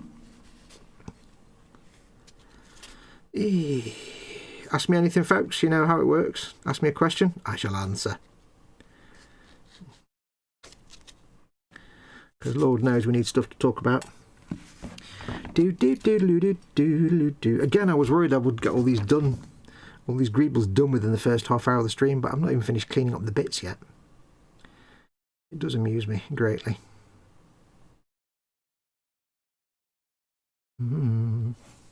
I've, as you know, when I'm working like this and I'm not streaming, I tend to listen to podcasts. And my favourite podcast is The Skeptic's Guide to the Universe, which I've been listening to for the last 2 or 3 years. It's been going since 2005, and just last week I got up to date. I've been working my way from episode 1, and every time I do the washing up or I'm sat here at the workbench, I'll just listen to it in the background. And it's taken me a couple of years to work my way through all the shows to current day, so I'm up to date now. So I thought, well, there's nothing else for me to listen to. I'm up to date now, so I'll just go back to episode 1. It's been a couple of years since I heard it. And it's quite funny when you listen to a podcast that over the years they've improved their equipment and stuff and the process. And nowadays it's a professional podcast, it's a professional sounding podcast. But back in the old days when they first started, it was the same as everybody else's podcast. It was basically a Skype call that they recorded. And it's funny going back to the originals where it's all really crappy quality audio and it's like, it sounds like a really crap Skype call. It's really bad. Because obviously what you're supposed to do with the podcast is each person records themselves at source, and then whoever edits it together puts all those together. You don't record the Skype call or whatever, the Hangout, whatever you do, however you're doing it. You don't record the actual VoIP call. You record yourself and send your audio recording to whoever puts it all together. That's how you get the good quality. Or you all sit in the same place. Philip Book question: Foxx, why are the Warhammer kits so expensive, or is it? Why are the Warhammer kits so expensive, or is it me that's so cheap? They can be, but they can also be quite cheap. The reason that Warhammer kits are priced weirdly is because they're priced not so much based on what's in the box and what you get for your money, but priced on how much it costs to play that unit in a game. And what I mean by that is, in Warhammer, everything has a points value. And when you start a game, you and your opponent will decide on a points. Oh, this is how it used to work, I think. You basically say, right, we're going to have a game. It's 2,000 points each. And what that means is you've got a budget of 2,000 points, and you can use whatever units you want, but you can only total up to 2,000 points. So you might have, like, whereas a single infantryman might cost you 5 points, but a tank might cost you 200 points. And each model you make has a number of point value, and that's set in stone. So like a Baneblade might be 500 points, whereas a smaller tank might be 250. So you'd be like, well, yeah, okay, if it's a 2,000 point game, I could have 4 Baneblades at 500 points each, or I could have hundreds and hundreds of troops at 5 points each. And you can do it however you want. And the way it basically works is that Games Workshop price things based on how many you're likely to buy for your army. Because although they know that a lot of people just make the kits and paint them and they don't play the game, they sell them on the basis that they're being bought for the game. So if somebody's building like an Astra Militarum army, or Death Korps, or whatever, it's Imperial, they know that they're going to buy lots and lots and lots and lots and lots and lots of Cadians, the individual like grunt troops. So you can buy a pack of 5 Cadians for like 7 or 8 quid. Or, from that kind of price. They're not expensive for like 5 or 6 dudes, because you need to buy a lot of them to pad out your army. You can't have just 5 soldiers in an army, because they'll last 2 seconds and you'll have no troops left. They're really weak. But they also know that in a typical army, you might only ever buy for your army 1 or say 2 of these Baneblade kits, for example. And if they simply go off the idea that people are buying them for their army, they can afford to price, say, the little tiny grunt troops quite cheaply, because they know you're going to have to buy a lot of them. You can't field 10 troops in an army in a, say, a 2,000 point game. You want to field lots and lots. So they know you're going to buy a lot of those, so they can afford to put the price down, because they're still going to sell lots and lots. But for big things like the Lords of War, like, Baneblades and stuff like that, they know they're not going to sell that many of them, because people can have 1 or 2 of them in their army. So they'll tend to price them more expensively. So it's not really based on what's in the actual box. Now that can work out sometimes expensive. An Imperial Knight can work out the same cost as a Baneblade, for example. Although actually a Baneblade can actually work out cheaper than an Imperial Knight sometimes. But in other ways, if you're not playing the game and you're just making the models, sometimes you can get absolute steals. Like I've shown it before, the Landspeeder Storm is basically a small aerial vehicle with six dudes in it, all hanging out with weapons and everything. And it's a little vehicle about this big with 6 guys in it. So you get 6 figures and a vehicle, and it's great fun to build and paint. And it's a good starting practice build if you've never done Warhammer. And they only cost 19 quid. And that's like 6 dudes and a vehicle, 19 quid, which is actually quite a good value. It's really good value. So in some ways, it can work out quite cheaply. Like a Lehman Russ tank is quite a simple kit. It's small, 35 quid. Whereas the Landspeeder Storm is like 15 quid less. So it does work out weirdly sometimes, and sometimes it does work out in your favour. Some kits that will be quite expensive, that you would expect to be quite expensive, can turn out to be quite cheap, because in the game, they don't cost many points and you can have a lot of them. But the kit itself might have lots and lots of detail and stuff. Like the Stormwolf, you know, the Stormwolf is like this flying vehicle for the Space Marine, and it's really gorgeous vehicle. It's like that big, it's huge, and it's 35-40 quid. And the Taurox Prime is a vehicle that's about that big, and it's really boring. It's not very interesting, and that's like 50 quid. So it's weird. It can work out in some ways. They're quite good value. You can get some good bargains if you're just making them for the fun of it and not making it to play the game. Right, I've got one last little thing to do. We've done all them handles.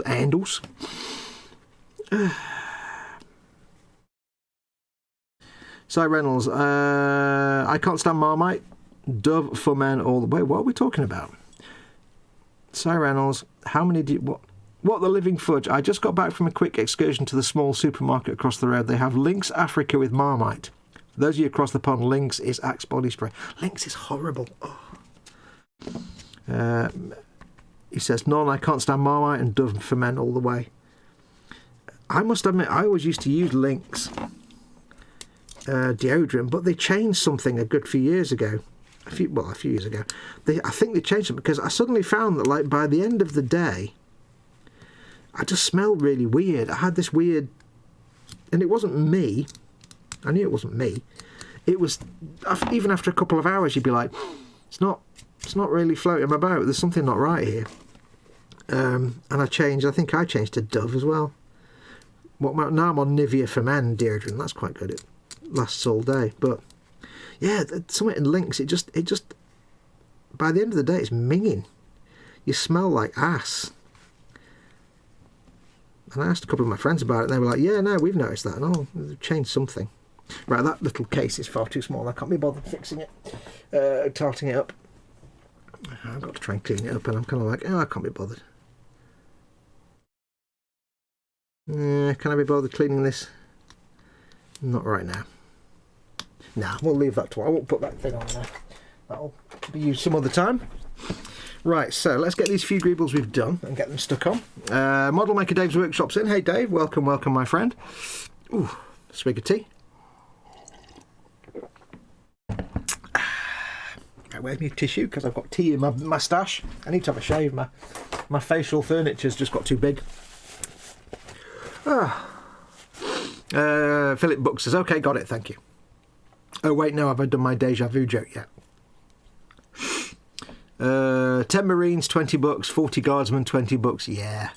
Yeah, so like 10 Space Marines, they cost more points in the game to deploy than 40 Guardsmen, for example. But from a gameplay point of view, you know, you're going to use a lot more Guardsmen, so they can be a lot cheaper. From a model making point of view, 10 Space Marines is a lot less than 40 Guardsmen because there's 40 dudes and 10 dudes. So you can get a bargain every now and then. Oh yes, matron. Well, you go. Yeah, welcome, Dave. Welcome. Thank you for coming along. Right, what we got? We've got 2 exhausts. I know where these are going to go. These are going to go. In true Warhammer style, I'm going to put them right next to the ladder. Because of course we are. So that's going to go...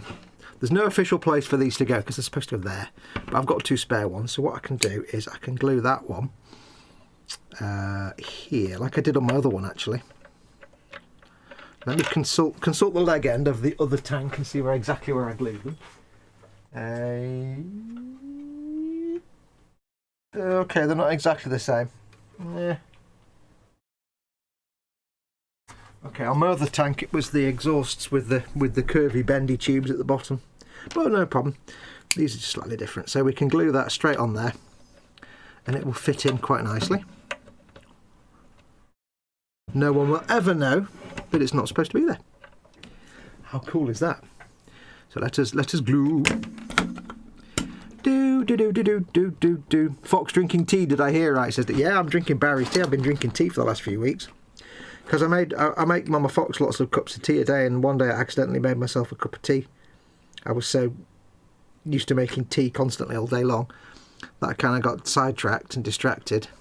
Made myself a cup of tea. And I was like, you know what? That weren't so bad. Let's just stick with that, shall we? Let's just try it for a few days. And it stuck. And now we're going through Barry's tea at an unbelievable rate, because Mama Foxx drinks it, and now I'm drinking it as well. It's like all the tea in the world now. I would prefer it if I could put sugar in it. I would like it more, but I can't really put sugar in it. It would kill my teeth. So,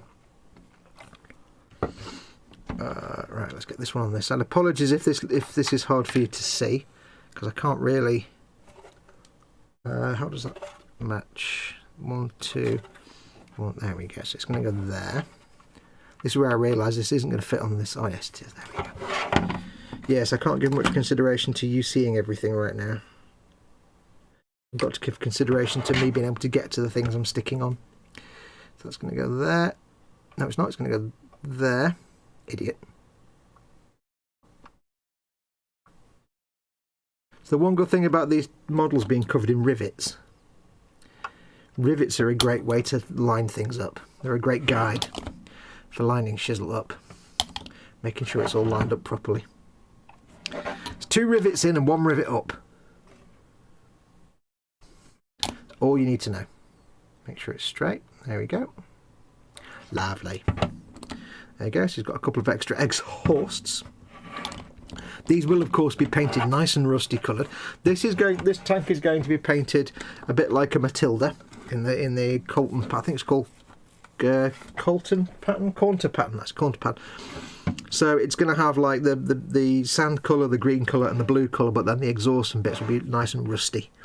I might make the various bits rusty just to make it have that look, that sort of Matilda look. So that's those 2 exhausts. Quite nice. There you go. Nice bit of hot exhaust action there for you. Nice and simple. Colin says, so folks, what shall we ask Foxx? Yes. So yeah, ask me anything. Come on, ask me questions. So I've got stuff to talk about. Ask me many things. Ask me anything you want. Obviously, I'm not going to give out card details and things like that. That would be stupid. That would be stupid. Right, we've got a mallet and a tool. Let me show you my tool. I think really, I know these things normally go on the sides, don't they, where the of tanks. So we could put these along the side here like this, you see? Nice and simple. Or I could put it there. I suddenly realised the other day when you're making a Baneblade, it's like, this thing is bigger than a house. It's taller than a house. Like that bit there is probably as tall as your house. Well, maybe almost as tall as your house. For a sense of scale, you don't realise how big these things are supposed to be. I'm sure I shall find some other tools. I'm using the fat glue, the Tamiya fat glue, just to get these on to start with.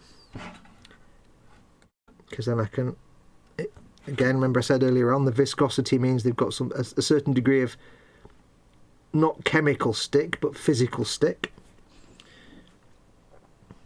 And then I can use the extra thin in a moment just to reinforce that stick.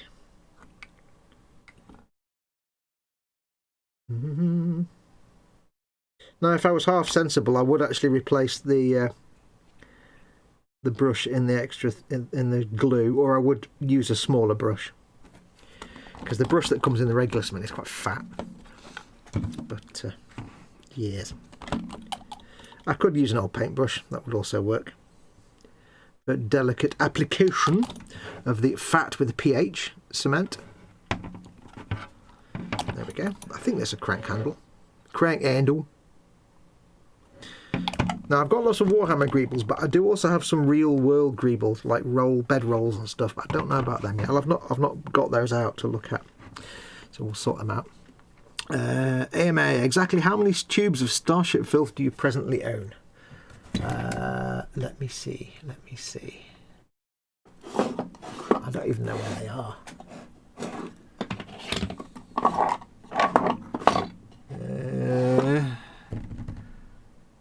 Here we go.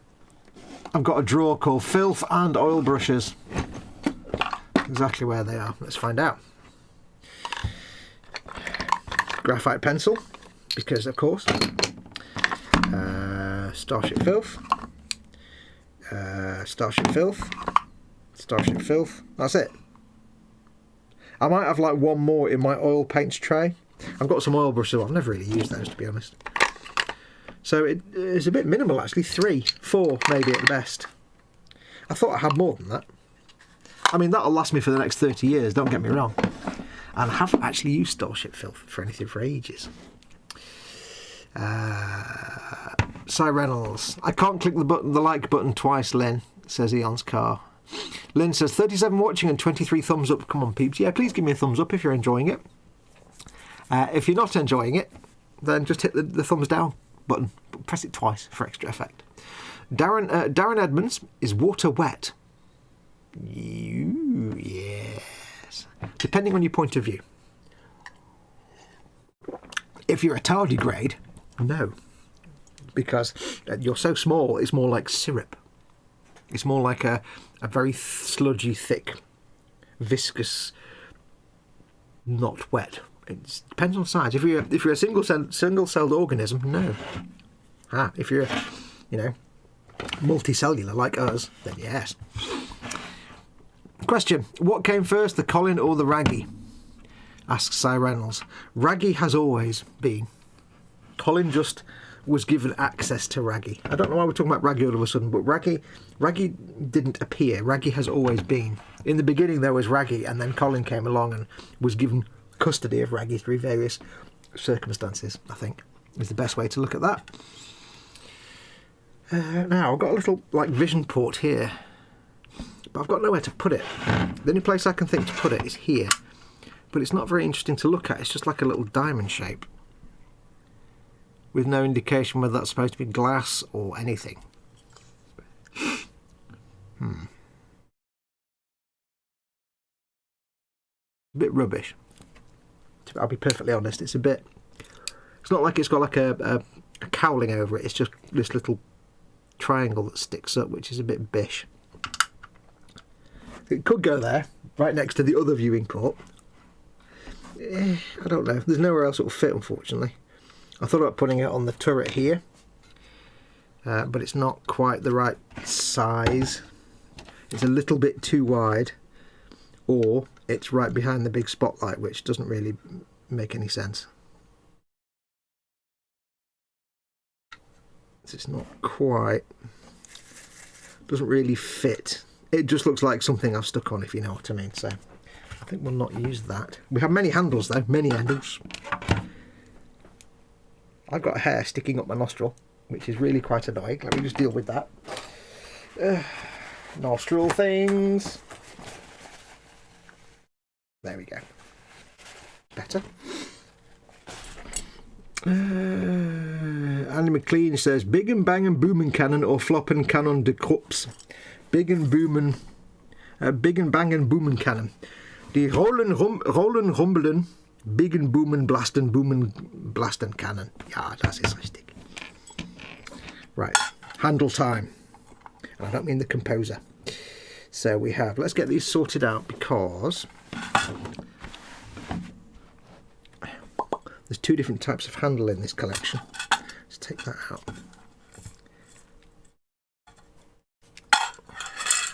There's fat handle and there's thin handle. Thin handle. Thin handle, I think. Thin handle. I'm not sure which is which now. It's a fat handle. Or is that another thin handle? There's 2 different handle types. Yeah, that's that one of those. That's one of those. I don't want to mix and match, you see, because that would look a bit weird. I want to keep some sense of propriety and sensibleness. So that's one of those. That's one of those. That's one of those. There we go. Right, so we've got 1, 2. How many each have we got? Hopefully an even number, because that makes life much easier. 1, 2, 3, 4, 5, 6, 7, 8, 9, 10. So 10 thin handles. 1. Oh, that's different to the others. 1, 2, Turn it round here, boy. That magnet all over again, innit? God damn it. 3, 4, 5 of those and 1 of those. Yas. Fascist. Right, so, well, if I've got 1 of those, I can stick 1 of those on that one plate there. That's a unique plate. That'll do first. That'll do, donkey. Oh, there's a handle on there. Hang on. Unfortunately, that's going to give me 7 of these handles now, which is not an even number. God damn it. I found an handle. It's always nice when you find an extra handle. This is a thin handle, not a fat handle. Bit of skin sticking up on my finger, how disturbing. Right, so that's that. 8, 9, 10, 11. I've got 11 of those now. Okay. Right, so I've got 5 of those. 1, 2, 3, 4, 5. We've got those, and I've put that handle down somewhere, didn't I? I've done it again, haven't I? I put it down. I don't know where I put it down. God damn it. Oh, it's there. Right, so we've got that one unique handle, which I shall place here on this piece here, you see? I'll just clean up those edges because they're a bit scruffy. I like a nice handle. Andy McLeish says, that's a good question. Also, model making guru, shark mouth obsession, when and why? From the moment I painted one onto my actual car, and then because I painted one on my actual car, I don't know, it just kind of appeared. We were like, it needs a shark mouth. And I don't know why we decided it did, but it was correct. It was the correct thing to do. I think that would open... It's not actually got a hinge on that though. Hinge. There's another panel that's got a hinge on it that's unique. Nope.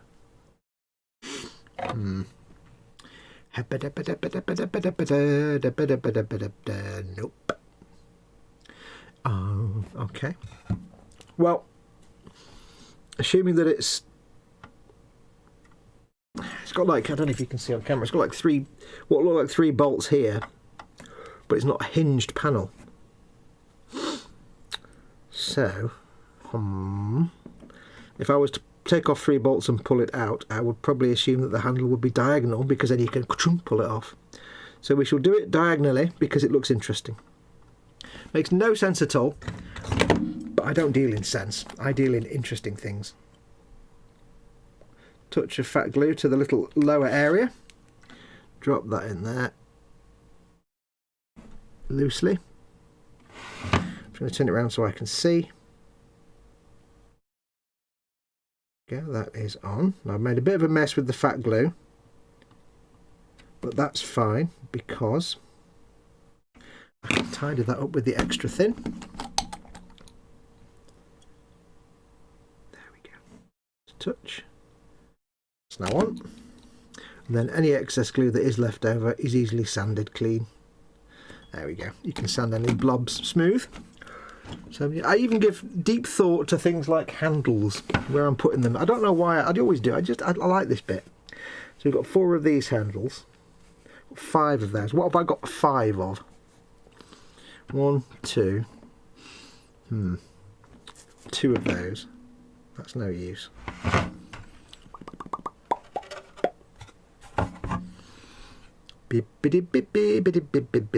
1, 2, 3, 4. That's not much help either. No help for the Klingon. Although, okay, 1, 2, 3, 4, 5. That might work. That might work. I think we'll have that. We will have that. That is what we will have. All right. Lovely. See if I can do it a neater way than the way I did it. Got just a little bit of skin there, look. Little flap. Oh, I have to take that off. I've got to get rid of that. Hang on, it's annoying me. There we go. Right, so that handle is a bit rough on the underside. Let me just clean it up a little bit. My thumbs are always up, says Philip Buck. Andy McLeish says, oh, it just pinged out my hand and now I don't know where it went. Oh. Right. Here's the challenge now. Can I find that tiny little handle on the floor? Let's find out. Activate the phone torch. Let's see. Oh, yes, yes, yes, yes. Oh, I love it when a plan comes together. How good was that? How likely was I to find that? Not likely at all. Did I find it? Absolutely. You bet I did. That was lucky, that. Find such a tiny component on the carpet, on the floor. Yeah. King of the lab. King of the lab. Right, so we need to get this glued. Glued down. I shall very carefully use a minimal amount of glue, I think. I might use actually these extra thin. Because I've got, oh, I've dropped it again. Away and Baldy's head. Oh. This is going to task me now. Ah, right. Can I find it a second time on the floor? Do you know? Let's get the phone torch out again. Oh, little tinker. Now this time it's landed down where the noodle rug is, and the noodle rug is exactly the same colour. So let's see. It also went down my t-shirt, so it could be in my trousers. I'm on the floor. There it is. Yes. Found it. I'm undefeated. Yes. Yes. Most excellent. Should we try that again? God damn it. Right. Let's try that again, shall we? What I'll do this time is I will put it there.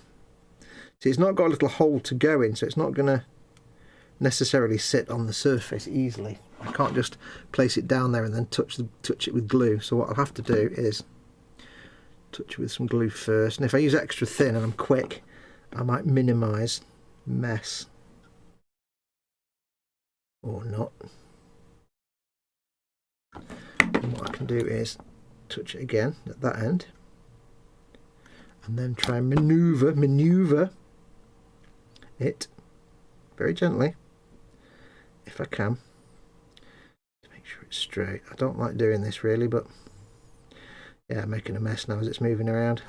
It's a lot easier when there's a little recess for it to go in. But I can always sand around it. It's not a problem. Nothing's a problem. The next one is, yeah, there's a little bit of splodgy glue there, but a quick touch of the sanding sponge once that's all dried, you wouldn't know. That can go there. Tiniest touch.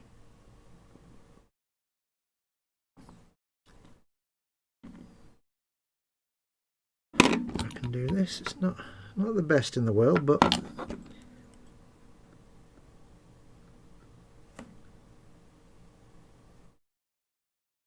normally when there's a little tiny recess it's supposed to lock into, it makes it a lot easier. But I have no such luxury at the moment for this. But yeah, any splodges of the extra thin, easily sanded, flat and smooth, so I'm not too worried. King of the lab, get back to checking out the critters from the corpse bug boy. Get back to checking out the critters from the corpse bug. Oh, I see what you mean, yes, I've got you. Extra quick and he's thin. Wait, what? Beware, sire, Raggy may visit you. Where has Raggy come from all of a sudden? This conversation about Raggy dominating, where's all that come from all of a sudden?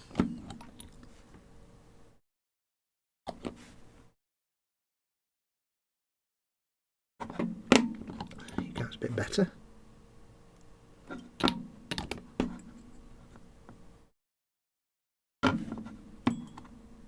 Oh, nope, falling. Yeah, this one's gone to pot. This one that was a bit better is suddenly not a bit better. There we go, it's better. Yeah, a little bit of clean up later, that's fine, no problem. It's like when you get a dirty great big thumbprint in glue on a model. You think it's the end of the world, but it's actually really easy to clean up. It's not hard at all. A little bit of light, delicate sanding, and all your problems go away. As if by magic. This one's not ideal because the handles are as wide as the panel, but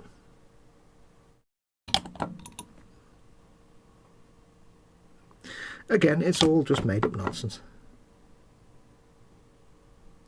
It's a tank that's 4 times the size of an Abrams, so I don't think anybody's counting on the realism stake here.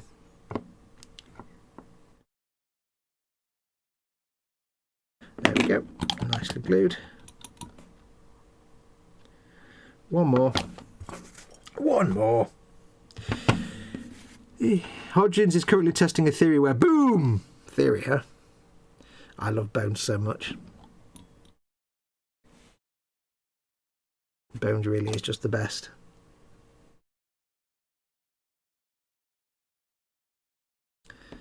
Anybody who doesn't like Bones, you're not normal. It's not quite centered. Not centered at all. Stupid boy. Okay, that's about right, I think. Ow, stabity. There we go. There's some stabity for you, but it's with tweezers, I'm afraid, which is not quite as manly. There's dirty, great big knife. I don't think it draws blood as easily either. But hey, for those of you who wait for stabity, it's a little bit of stabity for you. Good things come to those who wait. No blood though, I'm afraid. Okay, that's that handle on there. Making no sense at all, so that's them 5. Now these ones should be a bit easy because they've got little flat things to put the handles on. So these we can put in other places. Let's have a look. So these are going to be more like tactical handles, as in rather than handles to open panels, the handles that you grab hold of to lift yourself up to a place. So, par exemple, you might have one here and one there and one there, going up the side of the turret to allow access. I mean, there's a great big ladder. That's a funny thing, the ladder's on that side, but the cupola's there. So you're supposed to walk across here. Okay, that makes no sense at all.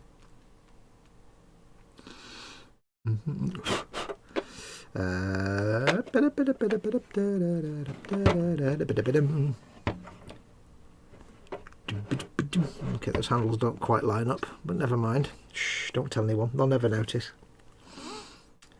So I could put these, let's have a think.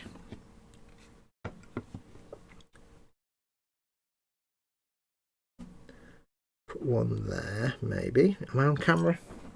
Almost. See, these actually can sit flat. It's quite nice. So I can put one here. Oops.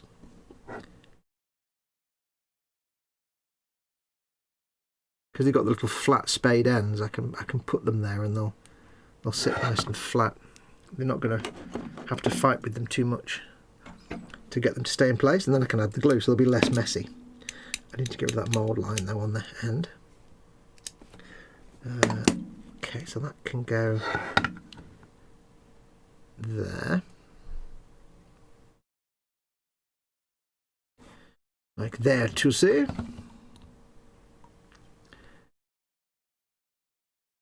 Apart from, you know, when it sticks to the actual glue brush.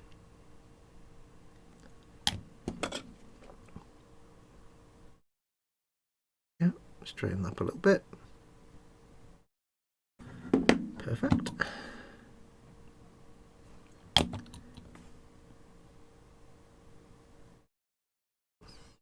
So we'll put one there, we'll put one just above it, which would make sense.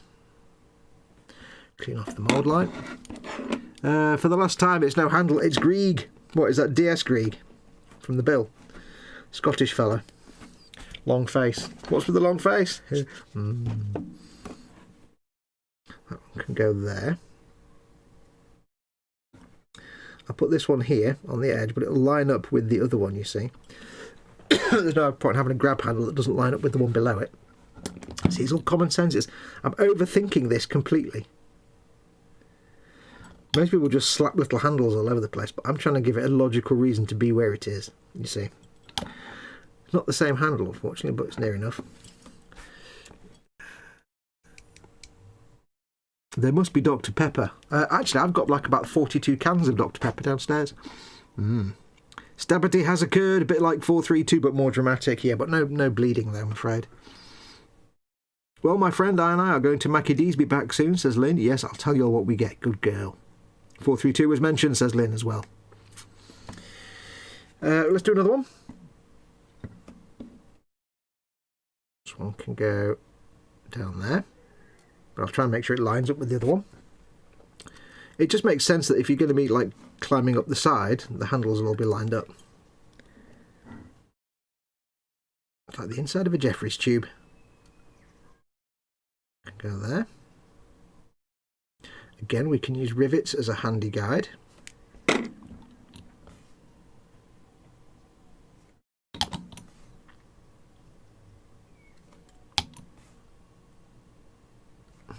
we go.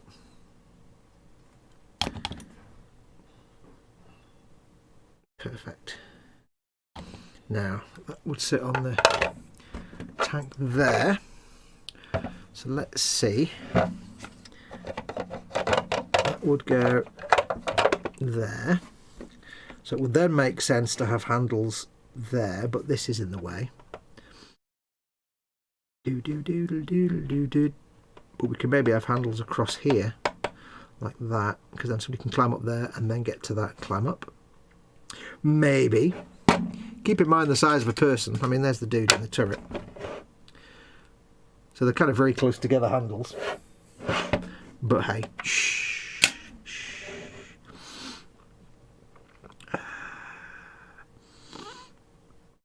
I can't put anything here because that's where you've got the sponson. So the sponson will go there. So I could have a handle. So I could have a handle there, but then there's nothing here. And that's an opening hatch that I've glued in place, decided to put there. So I think you'd have to have perhaps, where would you put handles?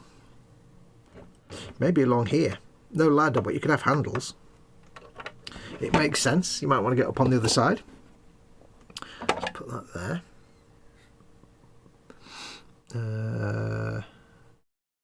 There's no cupola on the other side, so there is Dr. Pepper in my fridge, so yes.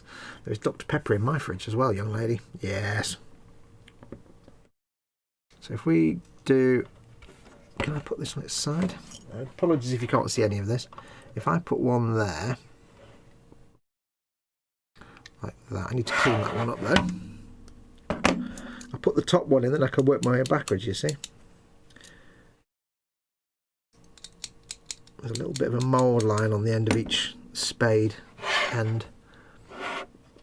So if I put that there, oops, and then throw it all the way over there, fantastic. So I can put that there.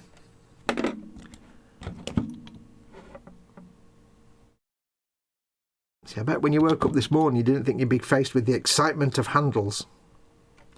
The exciting of trains. Also, here's the thing. I don't know why. You know, like the YouTube algorithm looks at what you've watched and then tries to recommend videos to you. For some reason at the moment, it seems to be constantly recommending videos about trains and railway. And I was like, what? Why are you... What? I don't watch things about trains. I have no interest in railways. Why are you constantly recommending railway stuff? It's really weird. It's like... You know, it's also my feeds are also awash with like reaction videos and stupid vlogger videos, which I don't watch that crap either, but they always recommend that anyway because that's just because YouTube are shills and they want to recommend the stuff that morons watch because a lot of morons watch it. So I can understand that, but all the train stuff, I'm like, I've never watched a train video, or I might have watched one once, like probably when I watched The Exciting of Trains, and that was like 2 years ago. So I've really got no idea what this whole thing is with all these train videos it's recommending. And they're all like classic trains as well. Not like, here's the 7:45 from London Euston to Glasgow. But it's all classic trains. And like train restorations, I'm like, I have no idea what's going on. Please stop showing me videos about classic trains. I'm scared. It's really weird. It's YouTube stupidity, says Andy McLeish. Well, we know that. There is that level of stupidity, of course. But yeah, I do object to the fact it seems to drop all these like sports or vlogger videos in my feed when I've clearly got no history of watching those. It's like, come on, that couldn't be more obvious if you tried. That's just shilling and cheesy. I don't know why people watch that drivel anyway. Seriously. Like when you get a kind of couple saying, oh no, here's our first dog, and or, you know, we bought this new... You get me saying, here's my new multi-million-pound house. Wow, people actually watch videos of YouTube chuds saying, here's my new multi-million-pound house that you guys paid for by watching my videos. Thanks. Here's my new Ferrari. Why do people watch that drivel? Too many people watch drivel on YouTube, and it just annoys me. Okay, these aren't going to quite line up in a straight line, but I think they're probably good enough to get away with. I kind of didn't plan for that. But hey, I think we'll survive. I like these little grab handles, because these have got the flat spade ends. They just sit in place. You can put them down and then glue them in. They're much neater than the other ones, which have little tabs. Can't quite get enough glue on my brush. There we go. Right, how tall is a dude now? I need to figure out. He's going to stand about that high. I mean, they're not exactly far apart, but...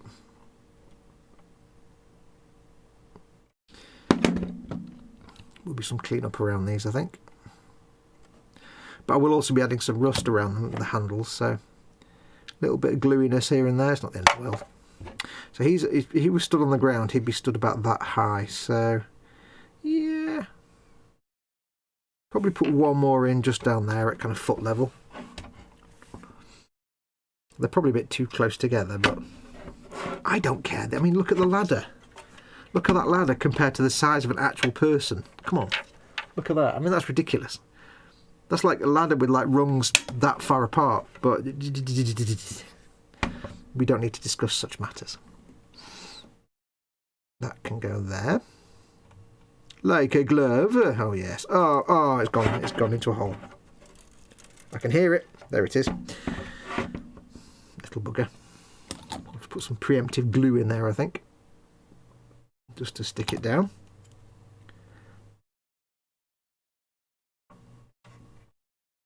There we go. Perfect. It's just flavour, isn't it? These, they don't, you know, they're too close together to be practical, but it's just flavour. Flavour enhancers. Now I've actually got 4 left, so we've got 4 little handles down the side there. I'll put one up on the top here, so it's something somebody can grab onto when they're trying to climb up. See, I'm overthinking this bigly, aren't I? I'm vastly overthinking it, but this is part of the fun, you see. Trying to be realistic with Warhammer is stupidity in itself. Mold line. There was a phase a few weeks ago, and YouTube was bombarding with this Mexican and Spanish political news videos. Oh yeah, I get loads of Russian language videos and German videos. It's like, it's so frustrating. It's like Google. I've set Google, Google search settings. What languages do you want? English. Do you want any other languages? Just English. Do a Google search. Here's a load of results in Russian or Spanish. Which bit of English tells you I speak Spanish or even Russian?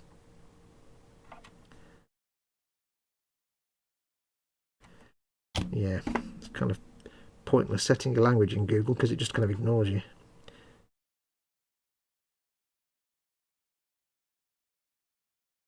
There you go. There's my practical guide to adding handrails.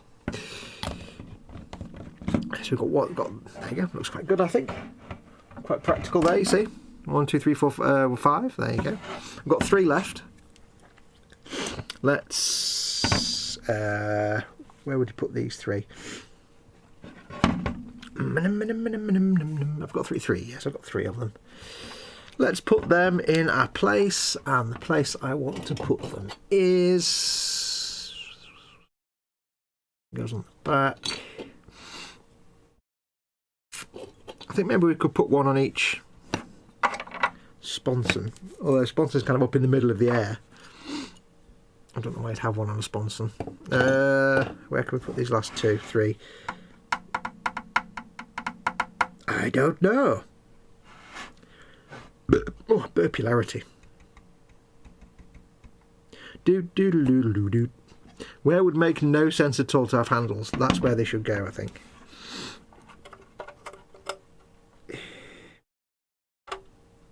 Dip it up the back, maybe. We've got little grabby handle things there, technically. So, I could put one each on here. These little opening, little doors that open. They could go in there. That would work. Yeah, that'd work. And I know you can't see this on camera because it's. I'm going to put handles on here because these are hinged as if they open. So I know you can't see it, but I need to put them up in the air like that so I can get them flat. So give me a minute. I know you can't see nothing right now.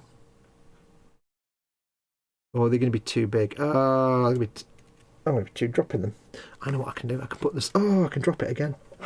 I could put them sideways. Oh, dropping it again. God damn it, unlocking the camera. Everything's falling off. Tweezers are evil. Are they still too big even that way around? Holy moly. Oh, with the dropping and the not staying in place. God damn it. They're actually a bit too big. That's a shame. I could do them at a jaunty angle. That would work. It's working. I'm doing it. I'm going to glue them in place now. You can't see any of it, I know. That is your lot in life to not see exactly what I'm doing right now. But hey, I'm sure you'll get over it. And I'll do the other one. So I'll still have one left over. Darn it. Put that one there. If I can do this without knocking it off. Tiny touch of glue. Just to move it. There we go. Yeah, it's like a little flavour, like a little accent. It may make no sense at all, but I like it. So there we go. We now got 2 little handles. I don't know if you can see. It won't be in focus, but 2 little handles here at a funky angle. You can't really see, can you? No. 2 little grab handles for those 2 doors that open with a hinge. I've got 1 handle left over. And that final handle, where can that go? I don't know how to put it. Let's put it on a thing. There's nothing that's like a movable hatch. Movable hatch. I've got 1 of. Let's put it.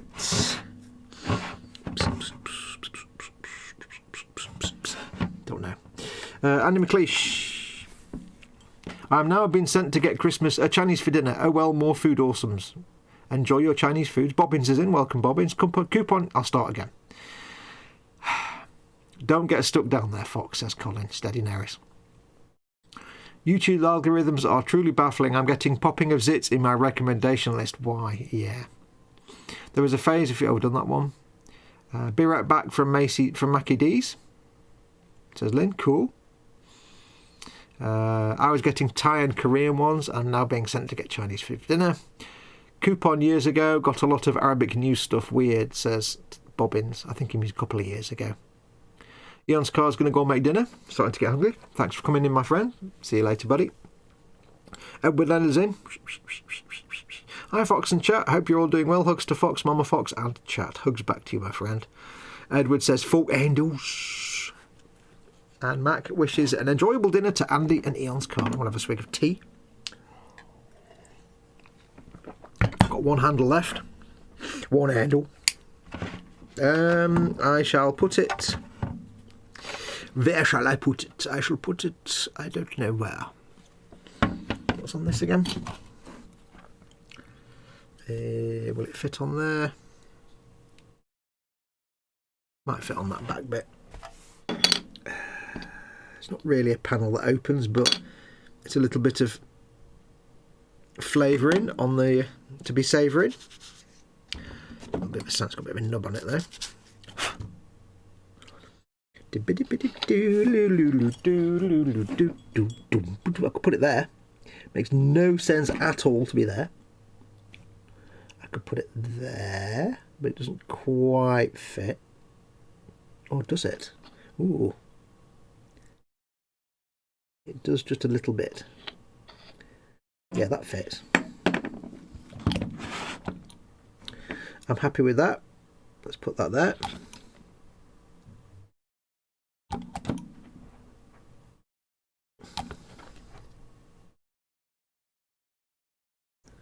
So remember, there's a little bit of a mould line on that spade end there. I need to go and clean that spade end. Cool. I don't think anybody's given that much thought to handle placement on a Baneblade ever. That's all my handles. RW Hobbies is in, says, hello, just lurking while I eat barbecue Pringles. Ooh. Eon's car is going to go and make dinner, starting to get hungry. We've done that one. La, la, la, la, la, la. Put the handle on the petrol cap so the driver has something to hold on to when he sees the cost of filling it up, says Darren. Yeah. I think Baneblades are designed so they can use just about anything as fuel. If I remember the law correctly, they can put anything in them and it'll work. I seem to remember. It's the way the law works. Right. We've done the little handles. What have we got left in the little greeble tray? We've got that panel there that doesn't go anywhere. Doesn't even fit on there. And we've got this thing, which I like, but I can't find anywhere to put it that works. The thing to remember when you're doing like greebles and stuff like this is it always looks terrible when you've got like messy bits of glue and different colour bits of plastic and stuff. But in reality, once you get the primer on there, all the messy bits of glue where it's all shiny, they'll go away. So don't panic. No, I can't really do that. It looks rubbish. I could flatten that down and put that there, but it wouldn't make any sense at all. Or perhaps it would. No, it wouldn't. Can't really use that. Right, that's that pile of greebles. Let's find some more greebles. More greebles. Right, what have we got? Let's have a look. First of all, we've got a bag of Chris. I've no idea what's in here. In a bag of Chris, we have a tilting shield from an Imperial Knight. I think this is all Imperial Knight stuff. We have a flag. Do they have a flag? We've got lots of purity seals. Got an Aquila. Yes. We've got a skull with a thing on it. We'll do that. We'll have a bit of that. Thank you. We've got lots of purity seals. All the purity seals in the world. We've got some eagle. Ooh. We've got some eagles that go on the sides of... that go on Imperial Knights. How many of them have I got? I've got hundreds of purity seals. I don't know how I've got quite so many purity seals. How many eagles have I got? 1, 2, 3, 4, 5... 6. I've got 6 eagles. I've got like 100 purity. I don't know why I've got so many purity seals. Like 1,000 purity seals. I could probably put. It would be cool. How about if I put like a whole mess of purity seals on here, on that little bit there? You can't see. I'm not even showing you. I'll put a whole mess of purity seals on here, so it's like a massive collection of them. That'd be kind of cool. 1, 2, 3. I've got 5 eagle heads. More purity seals. So many purity seals. More purity seal. Everyone should have a bag of Chris. So far, this bag of Chris has turned out to be actually really good. A very good bag of Chris. Let's have a look. Maybe a small model of Chris can be made from the contents of this bag. It's quite possible. 1, 2, 3, 4, 5. I've got 6 eagle heads. Okay.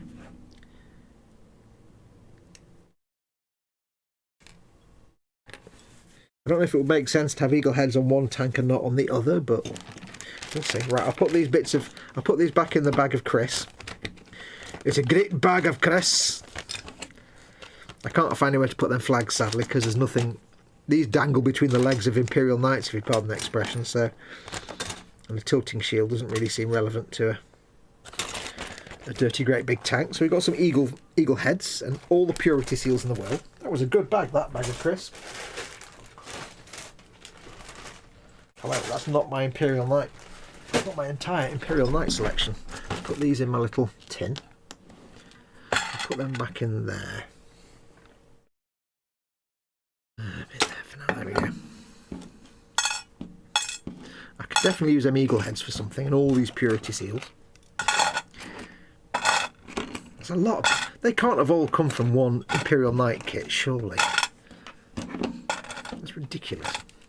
Right, we have, let's have a look and see what we've got in this box of Imperial Night stuff. Sprue by sprue, there we go. What's that? That is more skulls and greenery, so we can do that. Another purity seal. Okay, so put that there. Let's have a look and see what we've got. Random bits of panelling, enormous chainsaw that I probably couldn't fit anywhere. I think that's all stuff that isn't really gonna work on. Oh, I'll tell you what I've got. A couple of little mounting brackets that'll do quite nicely. I'm thinking of doing, like, if I can get a couple of little hooks going on, get some easy line and make it like a bundled up rope. I have somewhere got some Forge World, ooh, the tube, Forge World barbed wire that Tony gave me. I don't know where that is. Okay, so we've got a couple little eye hook things. Attach purity seals to all the grab handles. Mac says, time to go, catch up with you later. Thanks for coming in, Mac. We have many Mechanicum cogs, but I can't really use those. But what I can do, and I hope this is all spare night stuff. I'm thinking it's all spare night stuff. If it's not, I've kind of knackered myself. More eagle heads. I don't know what I'm going to use the eagle heads for. There's another skull thing with some wings, so I'll use that. No harm in covering it with skulls. You should always have skulls. I'm not going to use the Mechanicum cogs because that's not really relevant to the Death Korps. I did see some more hooks though, or eyelet things. Mounting eyes, whatever you want to call these. I need to find some hooks, because I can wrap some easy line round hooks and make it look like rope and stowage and stuff. Hey, Betty, what else can we use? What else would look most efficacious? I don't want to add lots of extra weapons to it, really, because that complicates things for someone playing it in the game. Oh, there's two more grab handles there. Playing it in the, if I put like a load of extra like missile launchers and stuff on it, they're going to be like, well, why? How can you play that with missile launchers on it? You're going to have to ignore them. So I think we'll just stick to cosmetic-y bits, I think. Just for the moment. I might change my mind. I can't say that I'm not going to change my mind. I do need to add the a stubber to the cupola. This is the same as the other sprue. We have... what have we got? There's some interesting greeble details. Oh, more hook things. Cool. They'll go very nicely. I can still stick things on the other Baneblade as well, if I need to. I don't know what you call these little eye things. Towing eyes. And they're not hooks, they're like completely sealed, but I'm not even sure where they go on an Imperial. I think they go, I don't know where they go on a night, to be honest. Greebles all over the place, containing 75% more greebles than ever before. Okay, so that's that. Okay, nice one. Last sprue for my knights. More little hooks. Oh, these are both exactly the same sprues. I've obviously done more than one night and I've got the same leftover parts.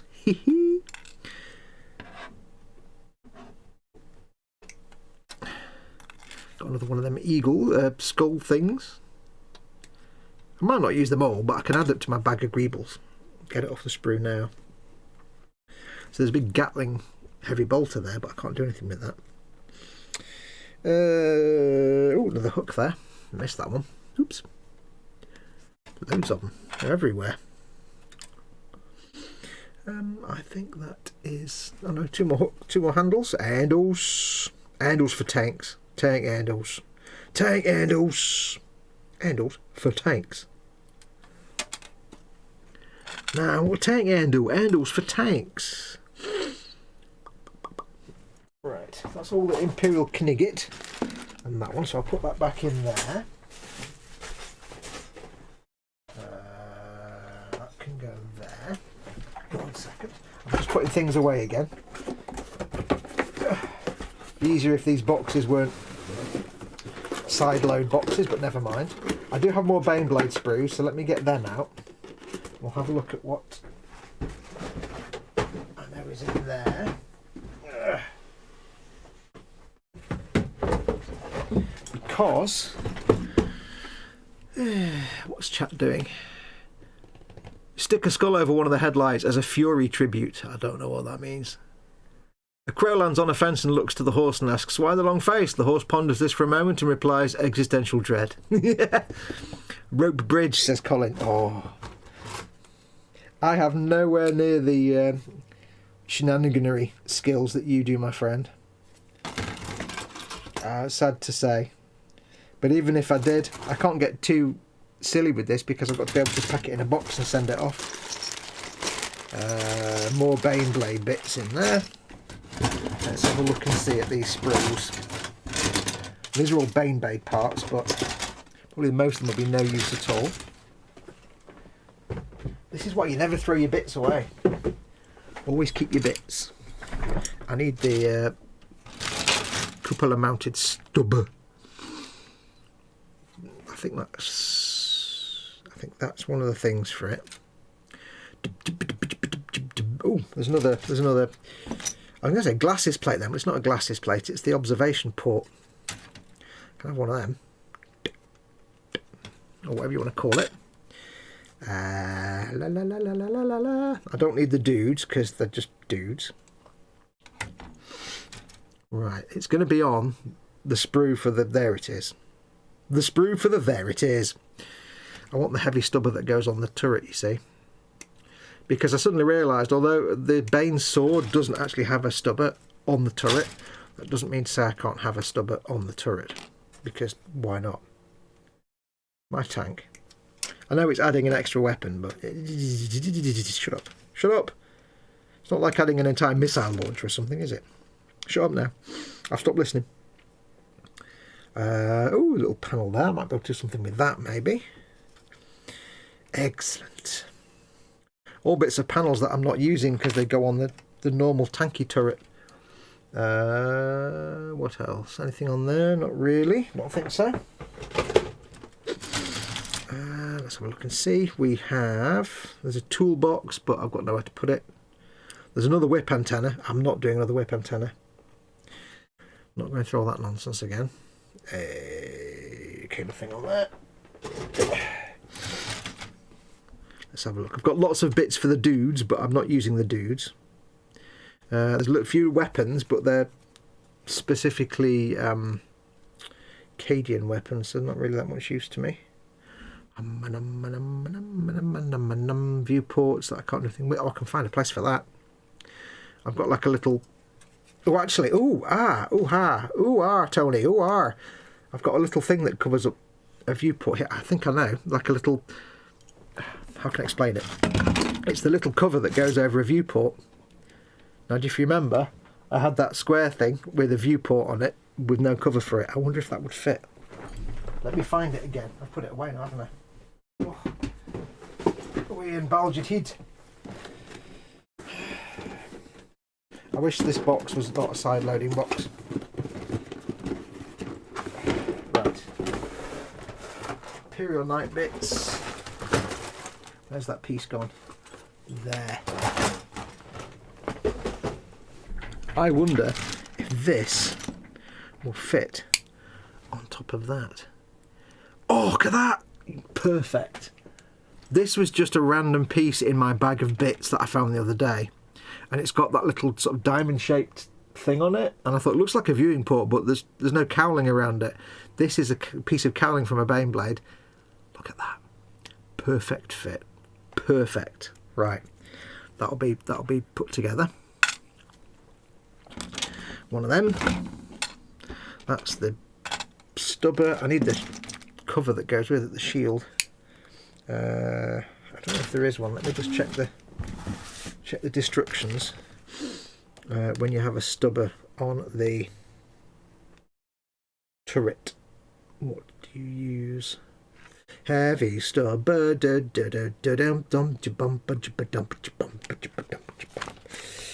You don't. Okay. I'm sure there's a shield that goes in front of that stubber.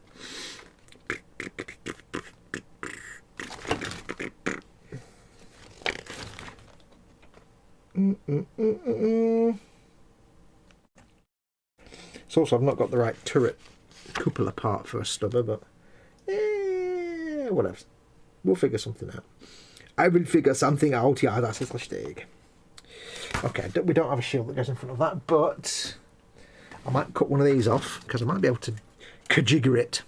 Let's find out. Actually, there's two stubbers there, aren't there? Now these, steady. These are designed to go on these. I think these are meant to go with these blast shields. So, because these are meant to go into this Stormlord back bit. Where does it go? Talk to me about making the heavy stubbers. Yes. Okay. Right. Right. Okay. I'm not going to use that stubber unless it's exactly the same. Might not be. No. I'm going to use this stubber because I'm an idiot. Will it attach to that? No, because that goes on there like that. But this one doesn't do that. How does that attach to the... How does that stubber attach to the back of the...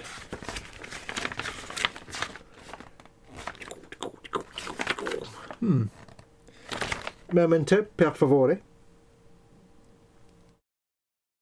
Oh, it just randomly sits. Okay, that's a bit rubbish. Well, let's cut it off the sprue anyway. We'll see what we can do with it. Because these stubbers are designed to go with the blast shield, which always looks good. I need to get this off the sprue without destroying my expensive nippers. There we go, one of them. Sorry, I know you can't see what I'm doing. I shall be but a moment, my dear friends. Stubbulator.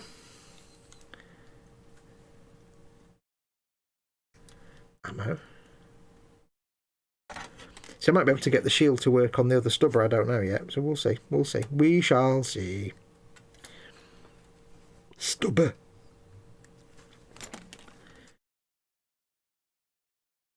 Okay, there's the shield.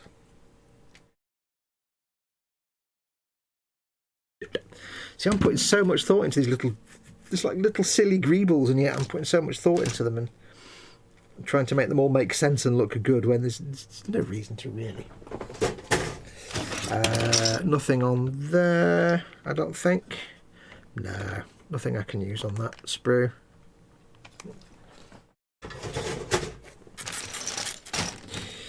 Nothing on there apart from some more headlights, which aren't really much use. Same on that one. And this one. No. No. No. Nothing on there. Baneblade bits. What's in here? Let's have a look and see what's in here. I'll put them in there like that. Loads of bits now. Look at that. All the bits in the world. Two questions. Says Cy Ronald. Imperial Guard tank plus purity seals. Why? Seals are awarded by chaplains to Marines to show faith to the Emperor of mankind. I'm sure I've seen purity seals on other stuff. I don't know. I'm sure I have. But I don't. I'm just making it up. They could be oaths of moment. Secondly, why are you farting around for hours with greebles? 3 hours is at least £60 of your time. Get the thing painted and sold. The more work I put in, the more I can charge. Also, I've got to do something on this live stream, haven't I? So I may as well do something on the live stream that I can charge for and sell. But I do take your point very well. It's a very good point. Yeah. If I was just building it out of the box straight away, then, you know, I could, you know, get a good price. But if I'm putting extra work into it, I can then justifiably say, you know, over X hundred hours of work or whatever. So, and also, I can say, here are all the live streams that show me doing all the work. Off you go, there you are. Also, it makes it stand out from all the other Baneblades on there that are just out the box. Because mine's got bits. Oh, I've got an itchy nose as well. I'm sure I've seen Purity Seals and non-Space Marine thing.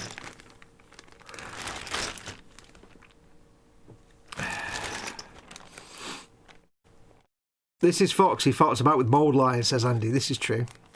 Oaths of Moment were only ever awarded to Marines. True, but this is a financial excuse to earn monies.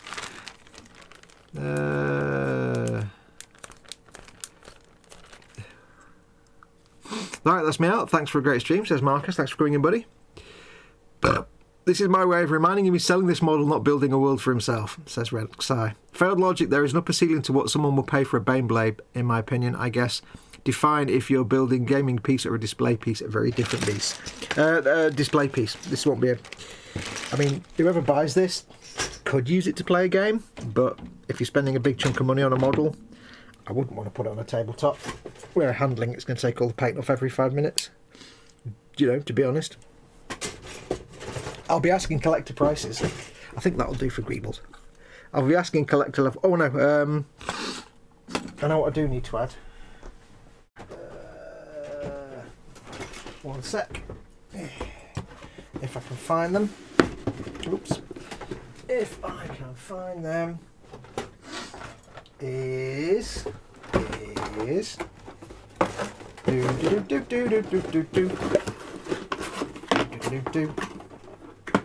somewhere.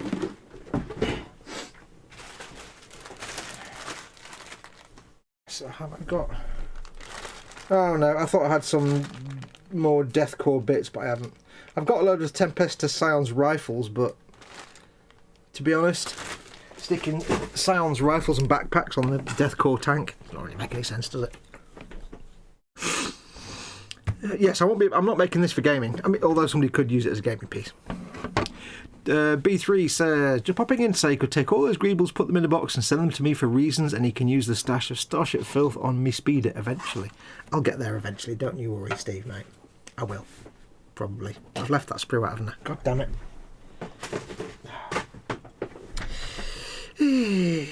See, this is a good few hours of clean up and sticking now, you see. That'll keep me busy for a while.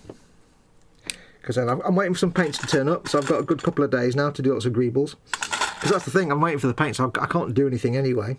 So I may as well add some more bits to it. And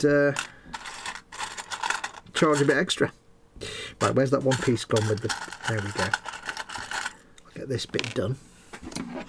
So I've got to wait a couple of days for paints, so... Use my time. All your base belong to us. Make your time. There's an eyelash in there. Ew. Right, where's that bit gone? Where's that bit gone?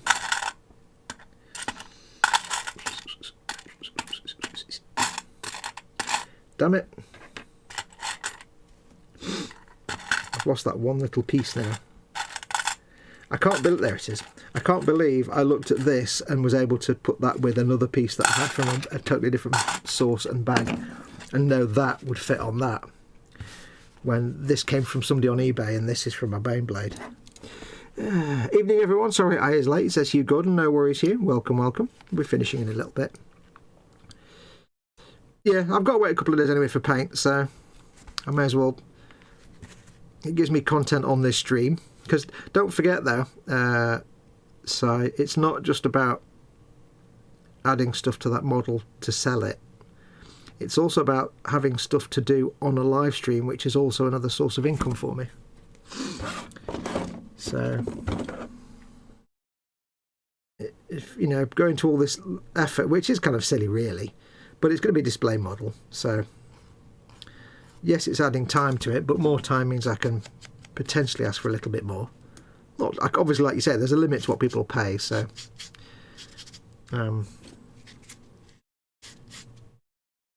but it also means then I've got content for this stream, and you know, while I'm doing these greebles on here and this stream will earn me a little bit of money, I'm not building another kit on this stream, and therefore it's saving me running out of kits to build. It's just adding extra stuff for stream, so what the how can I explain it? The kits I've got in my stash will last longer because I'm doing this. I know what I mean. Found any stray magnets, Fox? I did. I found one attached to that little shithouse. It was stuck to that. Yes. Right, so that can go on there. Which way around should I put this? I should put this, I think, that way. As if it could, or should it go up or down? I think up. So I think it should go that way. I know it's a bit silly having a viewing port right next to a viewing port, but shut up. It's my tank.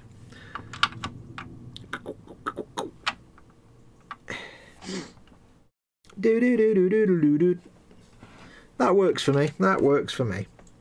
So that can go there. That can go on there. Like that, you'll see. Which is the correct way anyway. Does that make sense, You know what I'm saying, don't you? It's not just that I'm selling it, it's that I'm using it for content as well. So it kind of adds a bit. You know what I mean? Apart from that, I'm kind of enjoying it as well. It's all for the lulz. Right, bit of fat glue. Little bit of fat glue. Just a tiny amount. Right in the middle. There's a big plane about to go overhead. It might get loud. Very loud. It's pretty low, that. Almost disturbingly so, but not quite. That looks about good to me. I shall apply the gluage to spoot underneath. Spoot.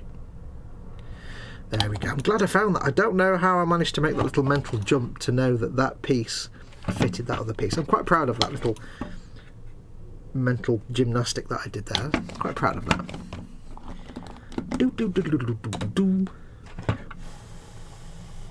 Right, there we go. That's that one. What else did we have? Let's do something quick and dirty. What have I got?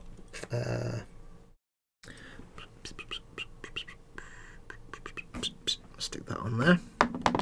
Clean this up a little bit and stick it on. Where's my file gone? There it is. I'll do this last bit and then we'll call it a day for today, I think, because it's coming up to 5:30. Oops.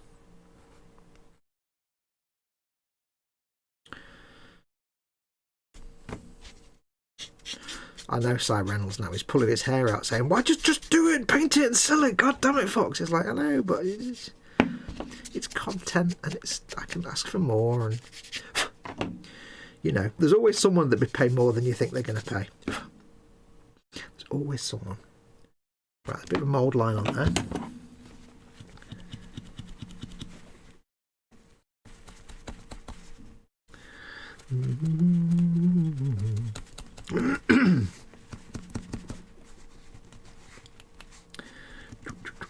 But think about it, I've got like what, 12 or 13 hours of extra content out of this so far, which, you know, has to be considered, which is a little bit of money, because if I'd just done it straight from the box I would have done like one live stream and that would have been it. It's all gravy. It's all gravy. A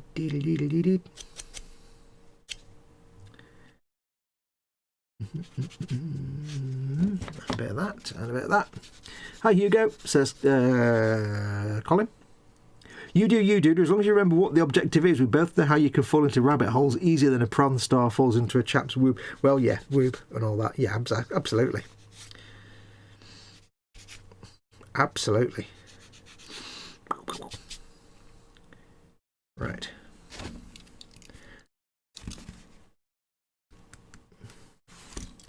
Do do do do do do do do do do do.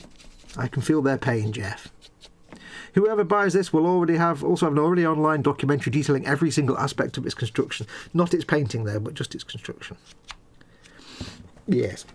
Maybe I shouldn't tell them to watch this because there's some things they probably shouldn't know. I spent many, many hours and was absolutely dedicated to construction, and then I'm going, yeah, I can't be bothered doing that. I'll just do this other bit instead. Yeah, maybe not that bit, eh? Targeting device that's not relevant to this tank, but I'm going to put it on anyway. Because, screw you, I'm doing it. If I can find somewhere to stick it. Matron.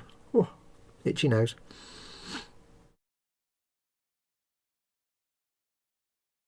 It can go there. I've got to keep in mind packability, as in packing this in a box ability when it's sold. I can't make it too complex with spiky things sticking up everywhere because that's a really bad idea. Right, that fits quite nicely in there. No one would ever know it wasn't supposed to be there. Touch of extra thin. There we go. Lovely. Lovely. Like it was meant to be there. There you go, lovely. No one would ever know. Right, let me take off these lenses.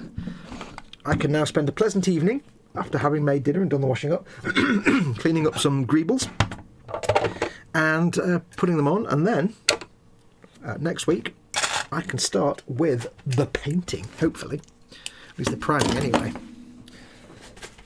So there we go. That's us so far. I think how's that looking?